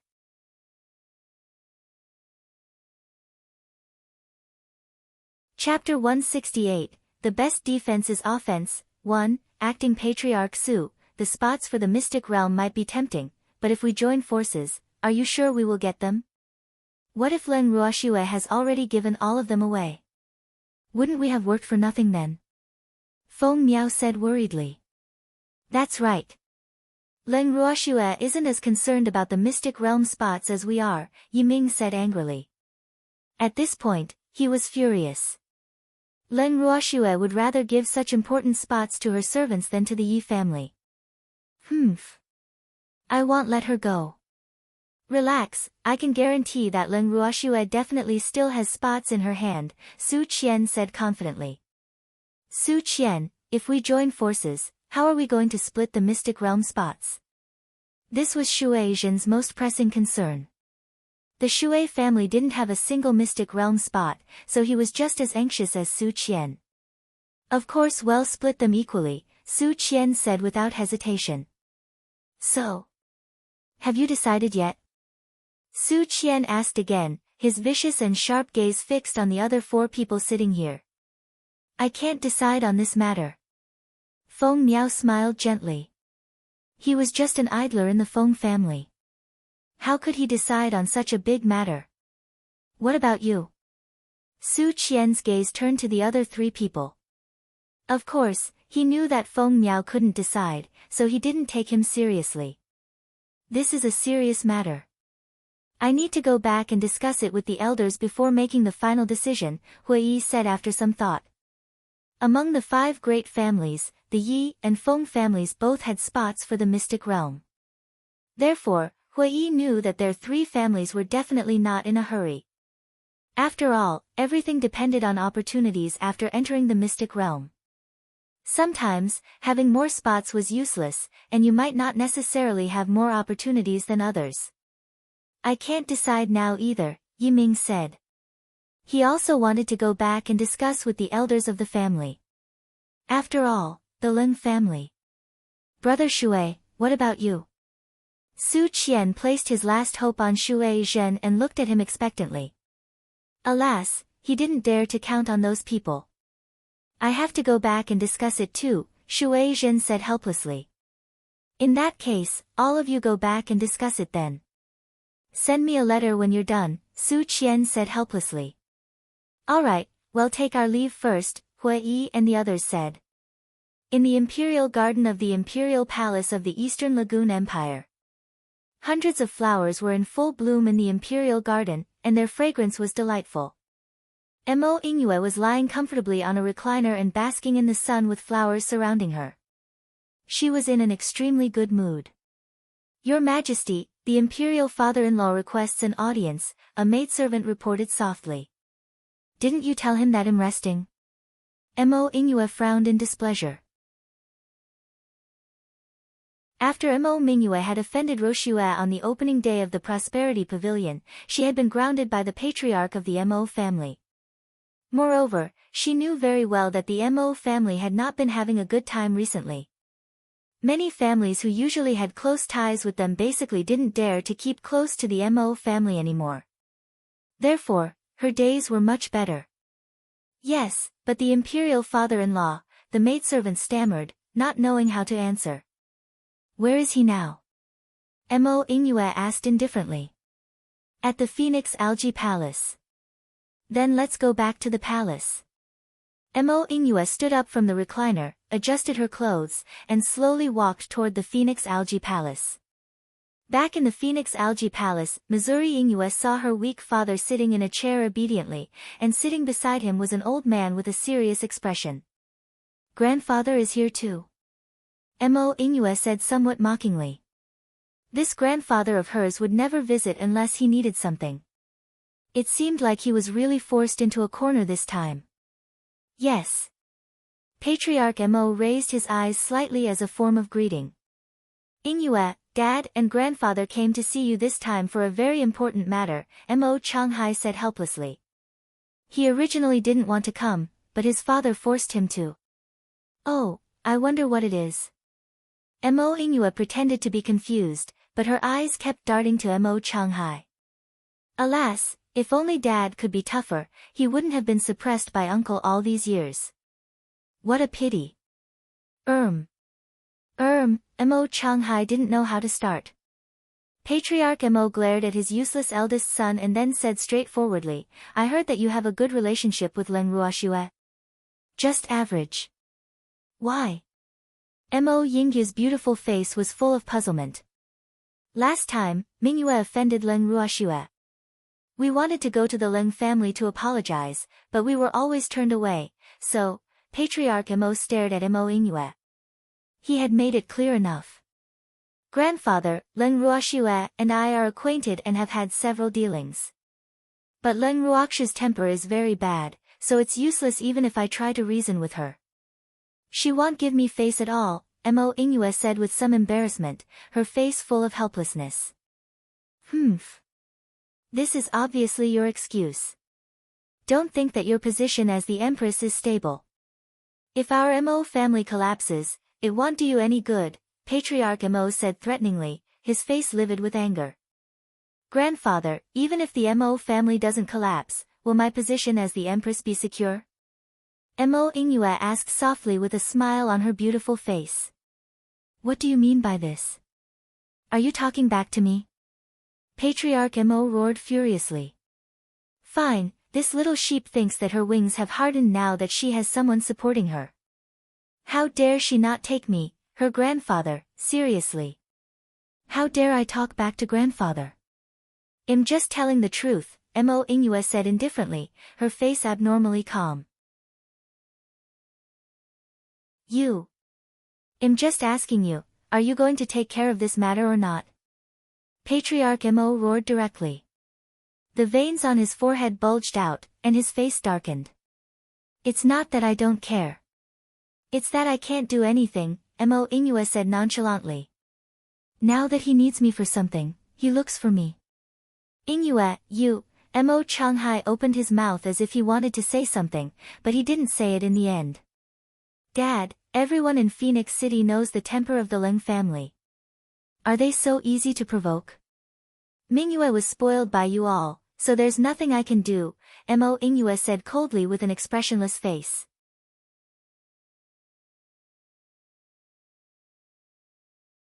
Chapter 169, The Best Defense is Offense, 2.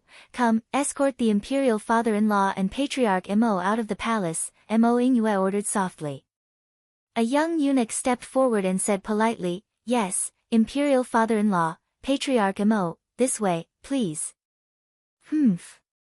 Mo Ingyue, you will regret it. Patriarch Mo snorted coldly and walked away without looking back. He didn't believe that an empress without the support of her family could last long. How can I have a useless son like you? You can't even control your own daughter. Patriarch Mo kept reprimanding his eldest son as they left the palace. I'm sorry, father. Mo Changhai lowered his head and stopped talking. What could he say? One was his father, and the other was his daughter. Alas! It was all his fault. Imperial father-in-law, Patriarch Mo, what a coincidence. I didn't expect to meet you here. A surprised voice sounded in their ears. Oh, it's Prime Minister Fu. Ha, what a coincidence. Patriarch Mo greeted with a smile, revealing a happy expression. Hello, Prime Minister Fu, Mo Changhai said politely. Ha, are you here to see the Empress? Prime Minister Fu asked even though he knew. Yes, I had something to discuss with the Empress, Patriarch Mo said indifferently, his expression unreadable. Is it related to the Leng family? Prime Minister Fu asked with concern. Yes. Patriarch Mo nodded helplessly. This was no longer a secret in Phoenix City. The Mo family had almost no place left in Phoenix City because of Leng Ruoxu's words. Alas! The Leng family has always been overbearing, but they've really gone a little overboard this time. Your Mo family is related by marriage to the imperial family, so how can the Leng family be so unreasonable? It's not a big deal. It's just a conflict between children. Why implicate the family? Prime Minister Fu said with indignation, as if it was his family that had been squeezed out by others. The expression on his face was sincere. That's right. I also know that the Leng family isn't to be trifled with, but I didn't expect the Leng family to have so much power. Now, almost no family dares to have any dealings with our Mo family anymore. Patriarch Mo had a worried look on his face. At this moment, he had already regarded Prime Minister Fu as a bosom friend and was venting his bitterness. It's all because the Artificer Association is supporting her. You know those fence-sitters wouldn't dare to offend the people of the Artificer Association. Prime Minister Fu's face was full of sympathy. But in the depths of his heart, he was so jealous that he was about to go crazy. How can the Leng family have such good luck? The people of the Artificer Association actually treat them so favorably. Alas! Is our Mo family really going to decline? Patriarch Mo was very unwilling. Their Mo family was about to rise up. How could they perish just like this? In fact, that's not necessarily so. As long as your Mo family can find a powerful backer, the Leng family won't be able to do anything to you, Prime Minister Fu suggested. Backer? How can we find a backer in a situation like this? Moreover, I don't have the means to do so, Patriarch Mo said somewhat gloomily. Their Mo family might be ranked among the top families in the Eastern Lagoon Empire, but it was far from being comparable to the 5 great families and imperial families. For example, take the Feng family, one of the 5 great families in the Eastern Lagoon Empire. If he wanted to visit the Feng family, he wouldn't be able to meet the patriarch at all. It would already be considered very good if he had an elder to receive him. I have a way, but I don't know if you will be interested, Prime Minister Fu said with uncertainty, a deep scheming look flashing in his eyes. Minister Fu, please tell me about it, Patriarch Mo said anxiously. He wouldn't give up as long as there was a glimmer of hope now. It's not convenient to talk here. Come with me. Prime Minister Fu looked around cautiously. Okay. Changhai, go back first. I have something to discuss with Prime Minister Fu, Patriarch Mo ordered his eldest son. Yes, father. Mo Changhai looked at Prime Minister Fu and then obediently left. Then Patriarch Mo and Prime Minister Fu left the palace together. General Leng's mansion, Listening Snow Pavilion.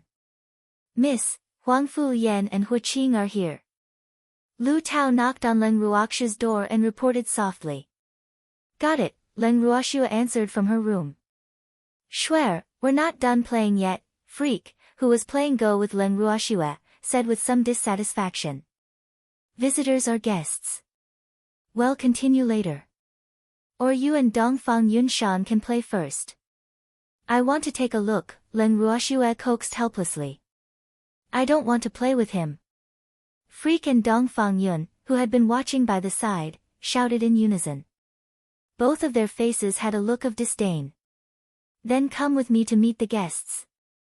Leng Ruoxia glanced at the 2 of them and then directly left the room. Swear, wait for me. Freak hurriedly followed. I'm coming too. Dongfang Yun was unwilling to be left behind and chased after them. Leng Ruoxia's group of 3 arrived at the living room and saw her grandfather greeting Huang Fu Yan and Hu Qing. Grandpa. Leng Ruoxia greeted her grandfather and then turned to look at Hu Qing and Huang Fu Yan. Why are the 2 of you together? Leng Ruoxia asked curiously. Do they have a good relationship now? Huang Fu Yan said he wanted to see you, so I came along, Hu Qing explained. He hadn't dared to come to the Leng family residence since that day, and he only came today because of Huang Fu Yan. Otherwise, he was afraid that Ruoxia wouldn't let him in if he came alone. Oh. Leng Ruoxia's gaze turned to Huang Fu Yan. This gentle and handsome young crown prince shouldn't just be here to see her, right? I brought you some specialties from the Southern Dusk Empire. My mother asked me to bring them to you, Huang Fu Yan explained honestly. He didn't even dare to look Leng Ruoxia in the eye, and his cheeks were slightly red. Looking at this shy crown prince, Leng Qingtian couldn't help but sigh. A man like this wouldn't be able to pursue his granddaughter. It seemed that the thoughts of the Southern Dusk's Empress were wasted. Please thank the Empress for her kind intentions on my behalf, Crown Prince, Leng Ruoxia said politely. Okay. Huang Fu Yan nodded and then fell silent.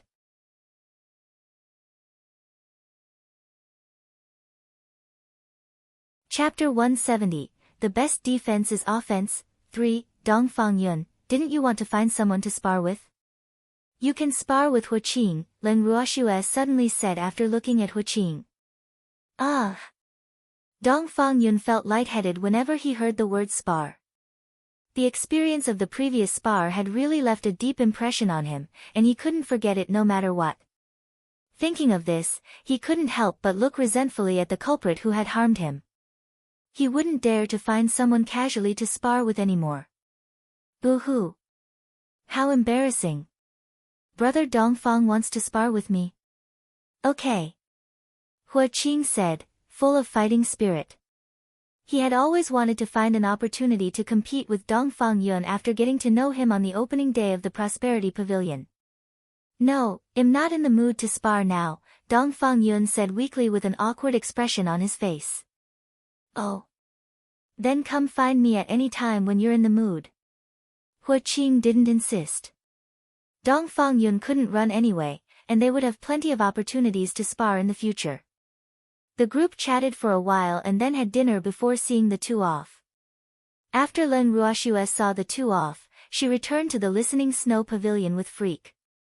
Shuer, why did the Empress of Southern Dusk bring you specialties? Freak asked in puzzlement while looking at the package on the table. If they want to pursue Shuer, they should bring some valuable things, right? I don't know. Len Ruoxue also felt that it was a little strange.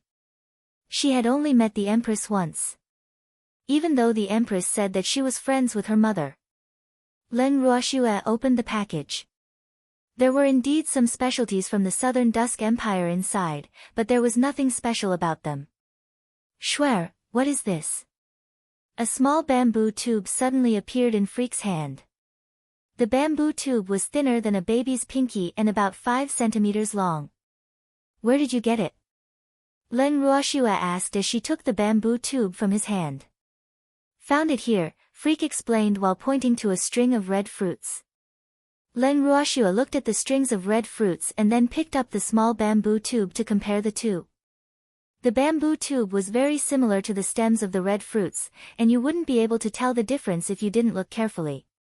Len Ruoxue opened the bamboo tube, and there was a thin letter inside. She took it out, and the more she read, the more serious her expression became. Shuer, what's the matter? Freak asked in confusion. See for yourself. Len Ruoxue didn't explain and directly handed the letter to him. Freak took the letter doubtfully and looked at it. He couldn't help being a little surprised. The Southern Dusk Empire wants to form an alliance with us. This should be a good thing, but, let's go see Grandpa. Okay. When they arrived at Len Qingshan's study, Len Ruoxue took out the letter and showed it to her grandfather. Shuer, this. What do you intend to do? Len Qingtian couldn't help asking. The Su family was really up to no good. They even contacted the imperial families. I want to hear Grandpa's opinion, Len Ruoxue said calmly. It wasn't difficult to deal with the Su family with her current strength, but she wasn't that confident if the Su family had too many allies. The Su family is looking for allies, but won't we? Since the Southern Dusk Empire's imperial family is so sincere, we have no reason to decline, Len Qingtian analyzed after thinking about it. He had long hated the Su family to the core. He absolutely couldn't let them off easily now that the hateful Su family was eyeing his granddaughter again. Yes. Len Ruoxue nodded. She had the same idea. Perhaps it was time for her to meet the old patriarch of the Eastern Lagoon Empire. The old man had something to say last time. Late at night, in a side palace of the Eastern Lagoon Empire's imperial palace. A huge black eagle directly descended here.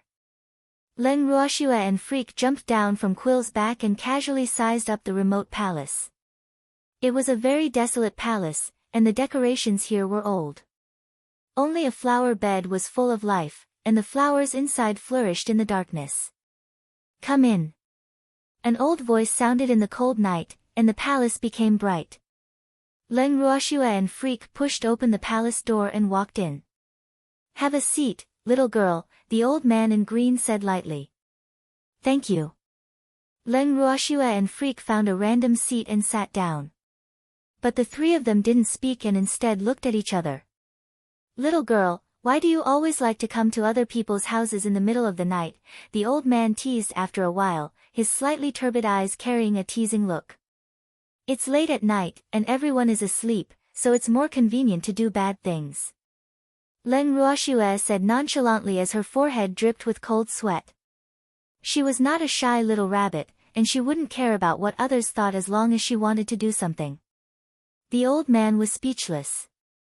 Leng Ruoxu's skin was thicker than he imagined. Little girl, tell me. Why are you looking for me? The old man continued. Didn't you have something to tell me? Leng Ruoxue asked in return. No one wanted to reveal their purpose first. This little fox, why are the people in the Leng family so difficult to deal with? The old man complained in his head. Little girl, I know some things that should be very useful to you. Seeing that the little fox didn't take the bait, the old man had to throw out the bait first. The Su family. The old man only said 3 words and stopped talking. He just stared at Leng Ruoxue with his turbid eyes. Hee, the Su family is ambitious, and I'm not the only one they want to deal with. Leng Ruoxue said knowingly. She had been paying attention to the Su family's every move since she received some news. Little girl, tell me what you want to do. I'll do my best to cooperate. The old man sighed helplessly. The Su family was indeed a big problem in the Eastern Lagoon Empire. We can become temporary allies, Leng Ruoxue suggested. Why temporary? The old man asked in puzzlement. After this matter is over, we will go our separate ways. Leng Ruoxue explained. She didn't want to be too deeply involved with the imperial family. Leng Ruoxue, do you dislike the imperial family so much? The old man asked in realization. Although General Leng was a pillar of the country, the Leng family didn't like to have any relationship with the imperial family. He really couldn't understand why.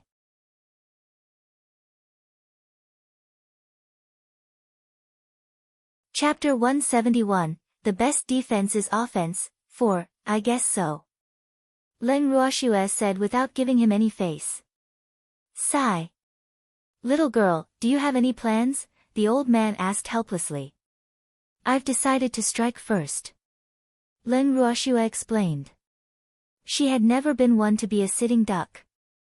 Since the enemies wanted to deal with her, she naturally couldn't give them enough time to prepare. Thus, she was already planning when she knew the news. But things changed later on, so she wanted to find a few more allies.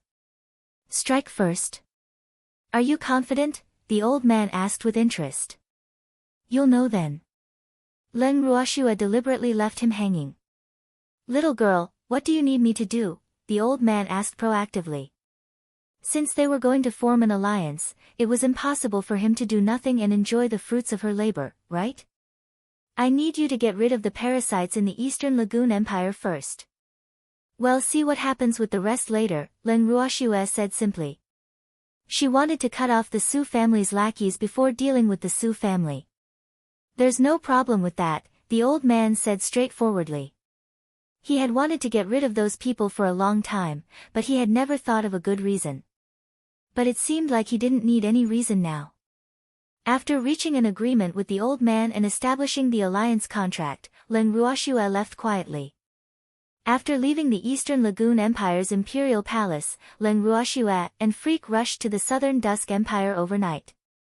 After flying non-stop for nearly 3 days, they finally arrived at lunar capital in the Southern Dusk Empire. It was in the afternoon when they entered the Southern Dusk country. Leng Ruoxue and Freak casually found a family inn, had some food, and had a simple rest. They waited until late at night before sneaking into the imperial palace of the Southern Dusk Empire. With great familiarity, they found the Phoenix Right Hall where the Empress resided.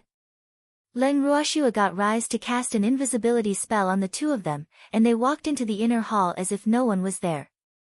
Schwer, I don't think it's a good idea for us to barge in like this, Freak said with some concern on his face, his cheeks flushed red. Why not? It's the only way to avoid being discovered. Leng Ruoxue said in puzzlement, her face full of confusion. What does Freak mean? What I mean is, what if the couple is currently? Wouldn't we be disturbing them if we went in directly? Freak said very thoughtfully. Damn Freak, are you looking for a beating? What are you thinking? Leng Ruoxue said speechlessly with her face full of black lines. Only Freak could think of something like this. Schwer, it's not impossible, Freak defended himself aggrievedly. What should we do then? Should we enter or not? Leng Ruoxue was also a little hesitant. After all, they were here to form an alliance with the Southern Dusk Empire. If they really ran into them, it would indeed not be good. Freak thought about it and then pressed his ear against the window of the inner hall. "Shuer, let's go in," he said after a while. "Okay." Leng Ruoxue pushed open the door to the inner hall, and the two entered. 3 days later, Leng Ruoxue and Freak returned to the general's mansion. "Shuer, you're back so soon." Leng Qingtian was surprised to see his precious granddaughter in his study. "Yes. Has everything been settled?" Leng Qingtian couldn't help asking. "Done," Leng Ruoxue said simply. "Stinky girl, can't you say a few more words? Are you trying to make Grandpa anxious?" Leng Qingtian was a little anxious. He had been waiting for news from Shuer, but this stinky girl insisted on one-word answers. She was deliberately trying to make him anxious. "Grandpa, are you doubting your granddaughter?" Leng Ruoxue hugged Leng Qingshan's arm and acted coquettishly. "Of course I'm not doubting you, but you have to explain it to Grandpa. Otherwise, Grandpa will be worried," Leng Qingtian said with slight dissatisfaction. Okay. Leng Ruoxue stopped teasing her grandfather and explained her cooperation with the two empires in detail. In fact, she had gained a lot from her trip to the Southern Dusk Empire. At least, she now knew a lot of secrets from the Emperor and the Empress, including what had happened to her parents all those years ago. She didn't expect them to know more details than her grandfather.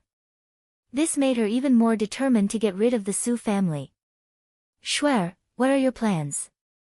Leng Qingtian asked with a solemn expression after hearing everything his granddaughter had to say. "The Su family is too ambitious. They actually want to." "Grandpa, hasn't the Su family been waiting for news from the other 4 families? I've decided to reveal these things to those families. If they still choose to cooperate with the Su family, I'm afraid they won't be on the same page," Leng Ruoxue explained. She decided to use the Sao Discord plan. But she knew very well that even if she didn't use it, those families would still have different motives. Leng Qingtian nodded and then asked worriedly, "What about the imperial families?" The power of the imperial families wasn't any weaker than the 5 great families. If they all... "Grandpa, don't worry. The status of the 5 great families and the imperial families are very different. So far, only the Western Light Empire is under the Su family's absolute control. As for the others, the Su family hasn't completely succeeded yet. But the bait set by the Su family this time is quite big." Leng Ruoxue didn't expect those people to care so much about the spots for the mystic realm. But the other 3 empires were not as strong as the Eastern Lagoon Empire and Southern Dusk Empire, so she was not too worried. The ones that were harder to deal with were those few great families. "Shuer, you are still young and don't understand what the spots for the mystic realm mean to others," Leng Qingtian said with a sigh. Shuer might not know, but he knew very well. For thousands of years, the prominent families would reshuffle prior to every opening of the mystic realm.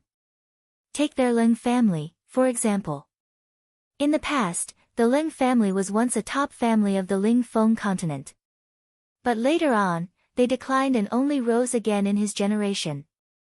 Therefore, he felt very deeply about this. Grandpa, yes group, don't worry. Grandpa will send them back in a few days." Leng Qingtian understood what his granddaughter meant. At the same time, he knew very well that with his relationship with Old Yu, if he told Old Yu, that old man would definitely stay to help. But for this matter, he couldn't and didn't want to involve them.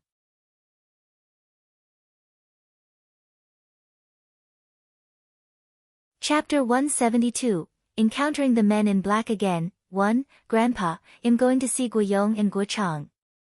Leng Ruoxue nodded and left Leng Qingshan's study. Leng Ruoxue arrived at the yard where Guiyong and his brother were staying. Just as she entered the yard, she saw the 2 brothers arguing with their faces red, and they were about to start a fight. "What are you doing?" Leng Ruoxue shook her head helplessly and approached them. Guiyong snorted, rolled his eyes at Guochang, and said to Leng Ruoxue, "Junior aunt, you came at the right time. Please be the judge. What are you arguing about?" Leng Ruoxue was curious. "Is this about artificing?" "I want to refine artifacts," but he insisted on giving his opinions, Guochang explained angrily. "The materials you put in were wrong." "Of course I have to say it," Guiyong said matter-of-factly. He didn't think he was wrong. "That's my business. I can put in any material of mine whenever I want." Guochang immediately retorted, not backing down at all. "You two want to fight just because of this matter?" Leng Ruoxue was really speechless. These two people together aren't young anymore. Can they not be so childish? Humph. Both of them snorted and turned their heads away at the same time, ignoring each other. "I have something to discuss with you too." Leng Ruoxue changed the topic. She didn't intend to get involved in their fight. After all, every artificer's refining habits and techniques were different, so how could they be generalized? "What is it, junior aunt?" The two turned their heads simultaneously and looked at Leng Ruoxue with flattering expressions. "Is everything all right in your artificer association?" Leng Ruoxue asked implicitly. What she implied was that it was time for them to go back. Moreover, their gazes made her hair stand on end. It was really unbearable. Guiyong and Guochang looked at each other in bewilderment. They immediately understood that Leng Ruoxue was here to chase them away, but they didn't want to leave yet. "Don't worry, junior aunt. The Artificer Association is very free. Nothing major usually happens, and we don't have to deal with small things," Guiyong explained with a smile, automatically converting Leng Ruoxue's words into concern. "Yes, junior aunt. Rest assured. You don't need to worry about us," Guochang said cooperatively with a smile on his face. These two people are obviously pretending to be stupid. Leng Ruoxue was a little speechless. What do they want? To be honest, they had stayed in the general's mansion for a few days, but they had rarely looked for her. This puzzled her. What is their goal? Leng Ruoxue had been thinking about this question for some time. "Oh, in that case, just stay here in peace." "I'm leaving," Leng Ruoxue said a little gloomily and then turned and left. Back at the Listening Snow Pavilion, Leng Ruoxue sat listlessly on a stone bench on the left side of the yard. "Shuer, what happened to you?" Freak asked with concern after walking over from the other side. "Shuer doesn't seem to be in a good mood. I wanted Guiyong and Guochang to leave first, but I didn't manage to do it. I underestimated their shamelessness," Leng Ruoxue said helplessly, her beautiful face full of worry. "Alas! How can I get those two to leave on their own?" She didn't want them to get involved in this matter. After all, the Artificer Association was different from the great families and the imperial families. "Why don't I just chase them away?" Freak suggested. Let him be the villain since Shuer was embarrassed. Leng Ruoxue frowned slightly and said after some thought, "Forget it. They can stay if they want. But we can't let them know about this." "Shuer, actually, if the Artificer Association can become our ally, the Su family will be much easier to deal with," Freak reminded. The Artificer Association was a formidable force. As long as the Artificer Association roared, many powerhouses would be willing to work for them. Of course, it was the same for the Alchemist Association and the Beast Trainer Association. The three major associations might not seem to be very strong on the surface, but their hidden strength was unfathomable. "Freak, I don't want them to get involved." In Leng Ruoxue's heart, her impression of the Artificer Association was much better than that of the Alchemist Association and the Beast Trainer Association. Moreover, she was very clear that as long as she said a word, Guiyong and Guochang would definitely not hesitate to side with her. But she felt that as an artificer, it was enough to focus on refining artifacts. There was no need to be embroiled in all these conspiracies. Moreover, she was afraid that this matter would be exposed, so she didn't want too many people to know. "Shuer, Not all artificers, alchemists, and beast trainers are as virtuous as you think. Most of them still value fame and fortune, Freak explained. In this world, people lived for fame, fortune, and status. It was simply impossible to transcend worldliness, and few people could do it. Let's continue. Freak, let's go to the palace. Leng Ruoxue said. She had to see how the old man's preparations were going. Freak nodded. They sat on Quill's back and flew toward the palace. After they arrived at the imperial palace, an old voice sounded just as Quill landed in the remote palace. Little girl, you're here. Old man, how are the preparations going? Leng Ruoxue asked bluntly after jumping off Quill's back. They're almost done. What about your end? The old man asked with concern. He had everything ready and just needed the time to be right. Old man, I have something important to tell you, Leng Ruoxue whispered after looking around cautiously. Little girl, can you not scare me? I'm old, and my heart can't take it. Seeing Leng Ruoxue being so careful, the old man couldn't take it anymore. What's so important that you're being so careful? Let's talk in the inner hall. Leng Ruoxue reminded. Humph. Stinky old man, I'm going to scare you to death. Let's go. The old man led Leng Ruoxue and Freak into the inner hall. Little girl, can you tell me now? The old man said anxiously. This girl is really too evil. She deliberately whetted my appetite. How despicable.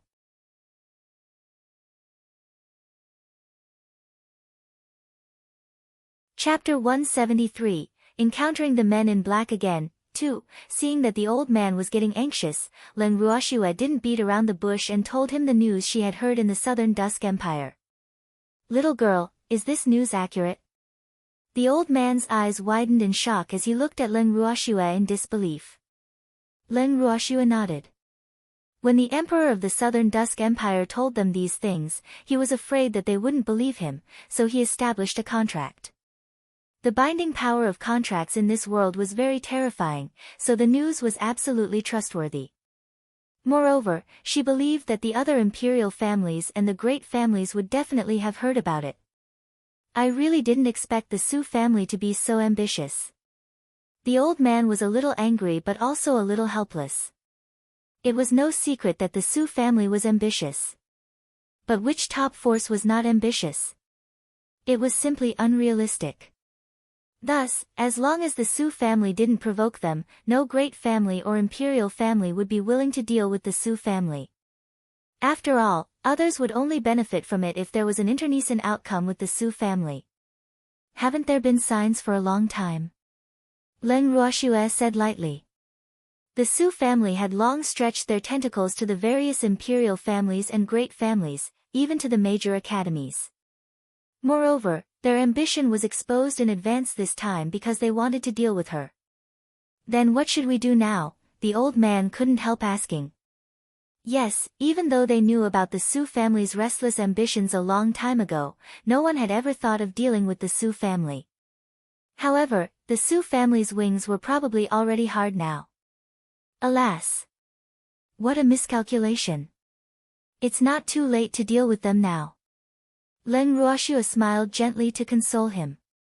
To be honest, she didn't expect the Su family to accidentally reveal all their forces in order to obtain spots for the mystic realm. Is this considered penny wise, pound foolish? Little girl, do the other 4 great families know about this? The old man asked curiously, his face full of anticipation. They should know more or less, but it's definitely not as clear as the investigation by the Southern Dusk Empire. I have already sent people to inform them. As for whether they believe it or not, it's not up to me, Leng Ruoxue said nonchalantly.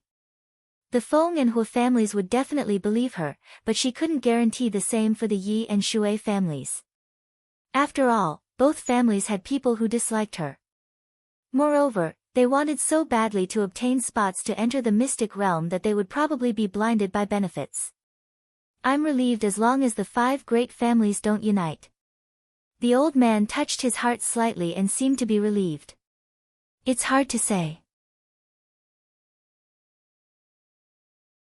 After all, the person they want to deal with now is me, not you for the time being. Leng Ruoxue added fuel to the fire. At the same time, she gave the old man a heads up in case he didn't take it seriously. Little girl, can't you let this poor old man heave a sigh of relief first? The old man glared at Leng Ruoxue in complaint. Old man, don't you want a spot for the mystic realm? Leng Ruoxue suddenly asked. Of course I want it, but you're worried about your descendants? Leng Ruoxue asked. This old man was already at peak spiritual supremacy, so she didn't believe that he had stayed in the palace because he couldn't break through. Little girl, if there was someone as smart as you among my descendants, I wouldn't be so worried anymore, the old man said helplessly. The Eastern Lagoon Empire was the headquarters of their Li family, so he couldn't lose it. The children and grandchildren will have their own happiness. If they don't live up to expectations, do you want to take care of them for life?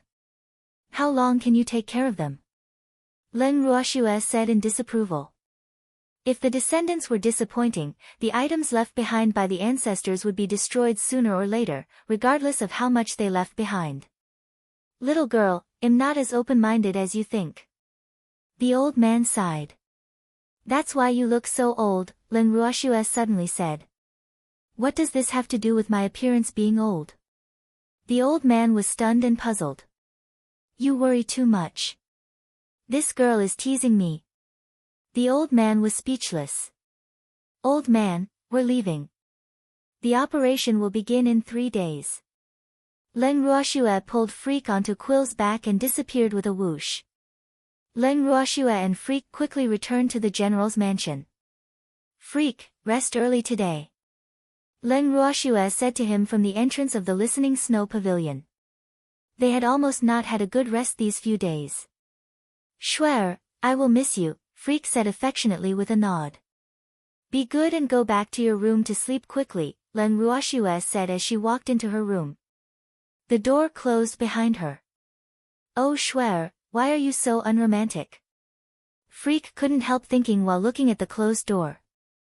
3 days passed quickly.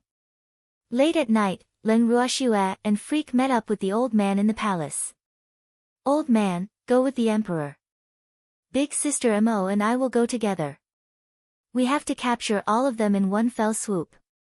Don't let any fish escape the net, Leng Ruoxue reminded and casually handed them a bottle of pills.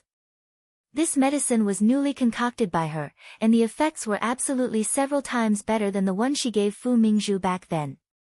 Tonight, their goal was to get rid of the minions planted by the Su family in the Eastern Lagoon Empire. Moreover, Grandpa Lin would make a move at the same time. Her grandfather had already gone to the Heavenly Phoenix Academy to help him. Don't worry. I won't let a single fish go, Li Yuan promised. How could he let someone who threatened his rule live in this world? After distributing the tasks, Leng Ruoxue and the others split up into 2 groups and headed straight for the Mo family and the Fu family. Leng Ruoxue, Freak, and Mo Yingyue soon arrived at the Mo family mansion. Under Mo Yingyue's lead, the 3 of them quickly arrived at the room where the patriarch of the Mo family lived. Big sister Mo, what do you plan to do with them? Leng Ruoxue asked softly before entering the room. She arranged for Mo Yingyue to come to the Mo family in hopes that she could handle her family matters herself. I want them to suffer a fate worse than death, Mo Yingyue said with hatred. In fact, she hated her grandfather, the patriarch of the Mo family, the most. Second in line was her self-righteous and arrogant uncle. But she knew that now was not the time to kill them. Their goal tonight was only to control them.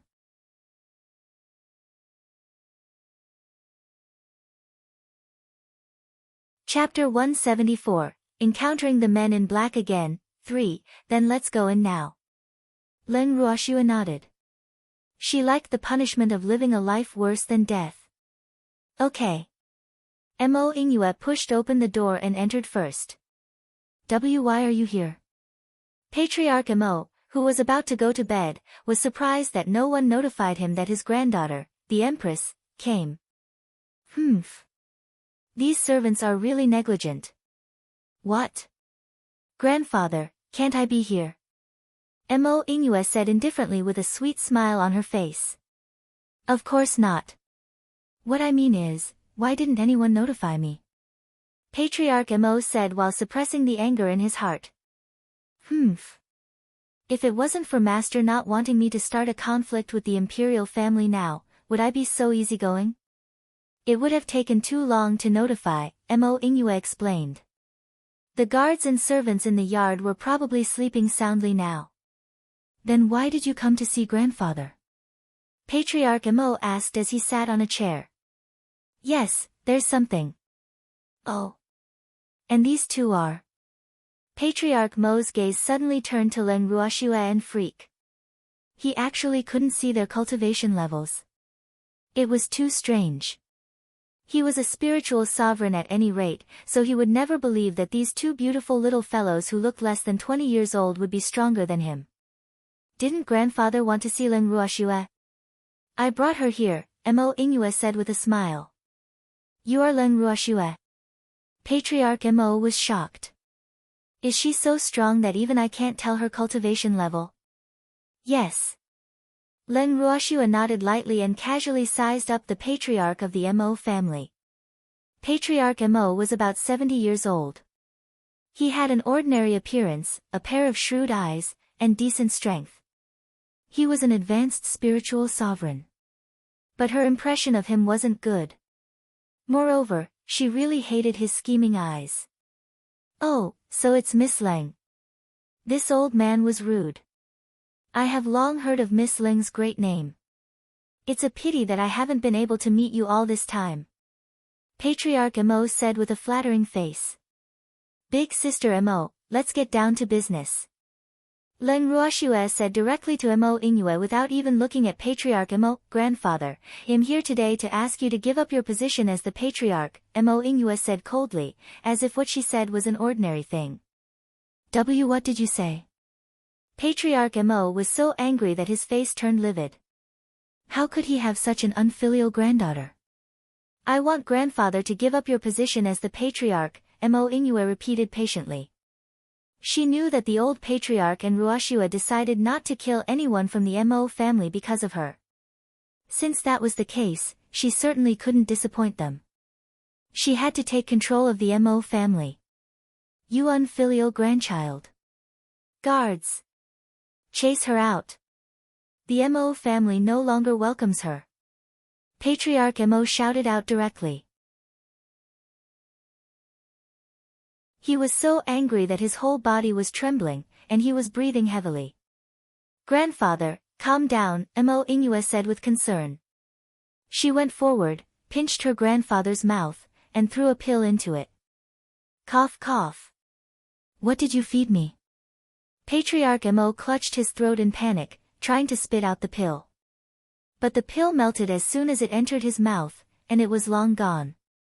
Don't worry. It's not poison. It won't kill, Mo Inoue said nonchalantly. She didn't know how long Ruoxue's medicine could last. Should I give him a few more? Big sister Mo, one pill is enough, Len Ruoxue said with some amusement after seeing through Mo Yinggu's thought. The person who took her newly concocted controlling pill wouldn't wake up at all unless given an antidote. Oh, grandfather, pass me the position of patriarch now. Mo Inoue tried asking curiously. Okay, I'll pass it to you, Patriarch Mo said obediently. You will announce this news tomorrow morning. Exterminate all those who oppose you, Mo Inoue ordered and then left Patriarch Mo's room. Okay, kill all those who oppose without mercy. Patriarch Mo promised fiercely. The three of them then left Patriarch Mo's room. Then Mo Inoue did the same to her uncle and the elders in the family. In less than an hour, the entire Mo family was in Mo Yinggu's hands. Big sister Mo, I didn't expect you to be so devious, Len Ruoxue teased on the way out of the Mo family mansion. Big sister Mo is so bad. She actually ordered Mo Changhe not to touch any woman for the rest of his life. There's no graver punishment for him, Mo Inoue explained with a smile. That uncle of hers loved women the most. Forcing him never to touch women in his life was definitely more unbearable than killing him. However, Ruoshua, will they really listen to me? Mo Ingyue couldn't help asking. Did Ruoshua make this medicine sound too amazing? Of course. Big sister Mo, you have to have confidence in me. This young lady is an honest child. I don't know how to deceive others. I absolutely won't lie to anyone, Leng Ruoshua promised while patting her chest. At the side, Freak quietly listened to the conversation between the two women. Cold sweat rolled down his forehead, and his heart kept skipping. Women are really too scary. I can't let these two women meet frequently in the future, or else men will be in danger. When they arrived at the meeting place, Leng Ruoshua found out that her group was the fastest. Will Grandpa and the old man be okay? She couldn't help worrying. After a while, Leng Qingtian and Lin Liang arrived. Grandpa Lin, why did you take so long? Leng Ruoshua asked in puzzlement. Swear, we encountered a team of men in black again at the Chen family. If old Lin and I hadn't teamed up, we might not have been able to leave, Leng Qingtian explained. Men in black. Speaking of men in black, Leng Ruoshua couldn't help thinking of the man in black they encountered before the academy competition. Oh no, let's go to the Fu family. Leng Ruoshua suddenly said. Her grandfather and the others had encountered the men in black, so the old man's group might have also encountered them. Moreover, the old man's group was far weaker than her grandfather's group.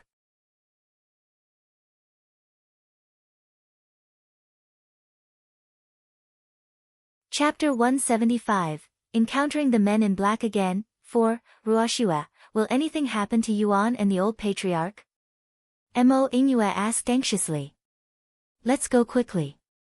We may still be in time, Leng Ruoshua said to Mo Ingyue, who was so nervous that her limbs were a little cold. After Leng Ruoshua and the others rushed to the Fu family, it was as they had imagined. The old man was fighting with several men in black, and he had also released his spirit beasts. One was protecting the injured Li Yuan, and the other was fighting with the other men in black. Old man, why are you so unlucky to meet so many men in black? Leng Qingtian teased happily when he saw the disheveled appearance of the aloof old patriarch. This old man actually met twice as many men in black as them. Stop talking nonsense. Hurry up and help, the old man, who was dodging the attacks of the men in black from left to right, roared angrily. He couldn't let any of these people run away. Otherwise, tonight's plan would be considered a failure. But after seeing Leng Qingtian and the others come, he was finally relieved. I'm coming. Leng Qingtian jumped up, floated in the air, and released Thunder Knight. Thunder Knight, go help those beasts. Leng Qingtian instructed and then directly joined the battle. His participation instantly relieved the pressure on the old man. Yes, Master, Thunder Knight replied. He gently flapped his wings and directly pounced at a man in black. Yuan, are you okay? At this moment, Mo Ingyue no longer cared about the danger and ran to Li Yuan's side worriedly. Her eyes welled up with tears and anxiousness. I'm fine. Don't worry. Li Yuan hugged his beloved wife tightly and comforted her. How can you be fine after losing so much blood? Mo Ingyue didn't believe Li Yuan's words at all as tears rolled down her cheeks. It's not all my blood. Really, trust me, Li Yuan coaxed helplessly. Suddenly, Li Yuan saw a cold light flash before his eyes. Without thinking, he pulled Mo Ingyue into his arms tightly and shielded her with his body. Mo Ingyue had no idea what was happening behind her. But she felt that something was amiss when Li Yuan pulled her into his arms. Thinking of this, she couldn't help exclaiming in concern, Yuan. Swish. The cold light was shot down by a bright red light. Don't be scared. I'm fine. Li Yuan patted Mo Yinggu's back gently to console her. His eyes drifted to Leng Ruoshua, who was not far away, with gratitude in them. He knew that he would have definitely died if Leng Ruoxue hadn't released a wisp of spiritual power in time. Leng Ruoxue only nodded slightly when she received Li Yuan's gaze.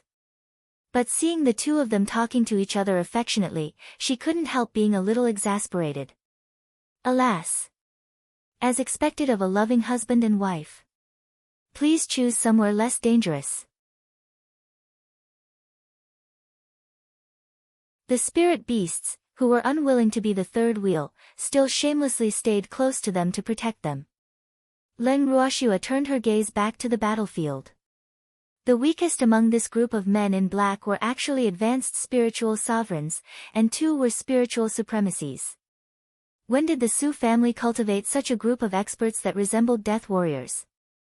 Probably no one knew about it, right? On the battlefield, Ling Qingtian, Lin Liang, and the old man were engaged in a fierce battle with the men in black. All sorts of spiritual power could be seen flying in the moonlight.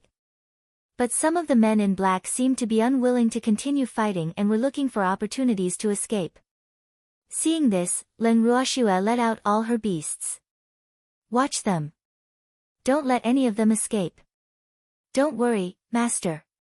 With me here, none of them will be able to run away, Rise said confidently. He then enlarged his body, becoming like an iron wall surrounding the entire battlefield. Damn! It's actually another divine beast. Lin Liang, who was fighting with the men in black, unintentionally caught a glimpse of the huge golden python and was so shocked that his jaw almost fell off. How many divine beasts does this girl have? He was speechless. Yes, a divine beast. The old man was also surprised. This aura couldn't be wrong. Moreover, he also felt that his beasts were a little afraid. Old Leng, how many divine beasts does Ruoxue have? Lin Liang found time to ask during the fight. It was really infuriating to compare yourself with others. Some people might not even have 1 divine beast in their lifetime, but Leng Ruoxue had at least 2. Alas! I'm a little envious of the girl's good luck. I don't know either. Ling Qingtian pretended not to know. How could someone as kind as him scare them to death? Qingtian, I'm so envious of you. Why doesn't our Li family have such a descendant? The old man complained, feeling uncomfortable. Hee, just be envious. Ling Qingtian said proudly as he casually killed another man in black. Under the combined attack of the 3 spiritual supremacies, more than half of the men in black died quickly, and the ones who were not dead were injured. Slowly, the men in black died one by one, and only the 2 men in black at the spiritual supremacy level remained on the scene. One of the men in black knew that they wouldn't be able to escape today and couldn't help saying, how can 3 spiritual supremacies bully us with numbers? So what if we're bullying you with numbers? Weren't you bullying us with numbers just now? The old man asked in return. They actually wanted to use such a tactic against them. It was useless. There's no need to say so much to them. Let's attack together, Ling Qingtian said straightforwardly. Okay, let's do it together and end the battle quickly. Lin Liang agreed. They could go home and sleep after the fight. How can we miss out on the gang fight? Leng Ruoxue and Freak also came over. Ruoxue, don't snatch from us, Lin Liang said with some dissatisfaction. Their old bones hadn't had a good workout for a long time. Master, leave these 2 to us. A little black fox jumped into Leng Ruoxue's arms and acted coquettishly. He hadn't fought in a long time, and his claws were itchy. Leng Ruoxue looked at them speechlessly. Why do these people like to fight so much? Alright, fight together then. Leng Ruoxue said helplessly. Then she turned around and left the battlefield with Freak. You're tuning in to the Blissful Bookshelf YouTube channel. We're so grateful for your support and don't forget to subscribe to join us on this incredible journey through captivating stories. Your generosity through donations truly makes a world of difference, as it's the primary source of revenue that allows me to expand and enhance this channel for you. Thank you from the bottom of my heart for being a part of this adventure.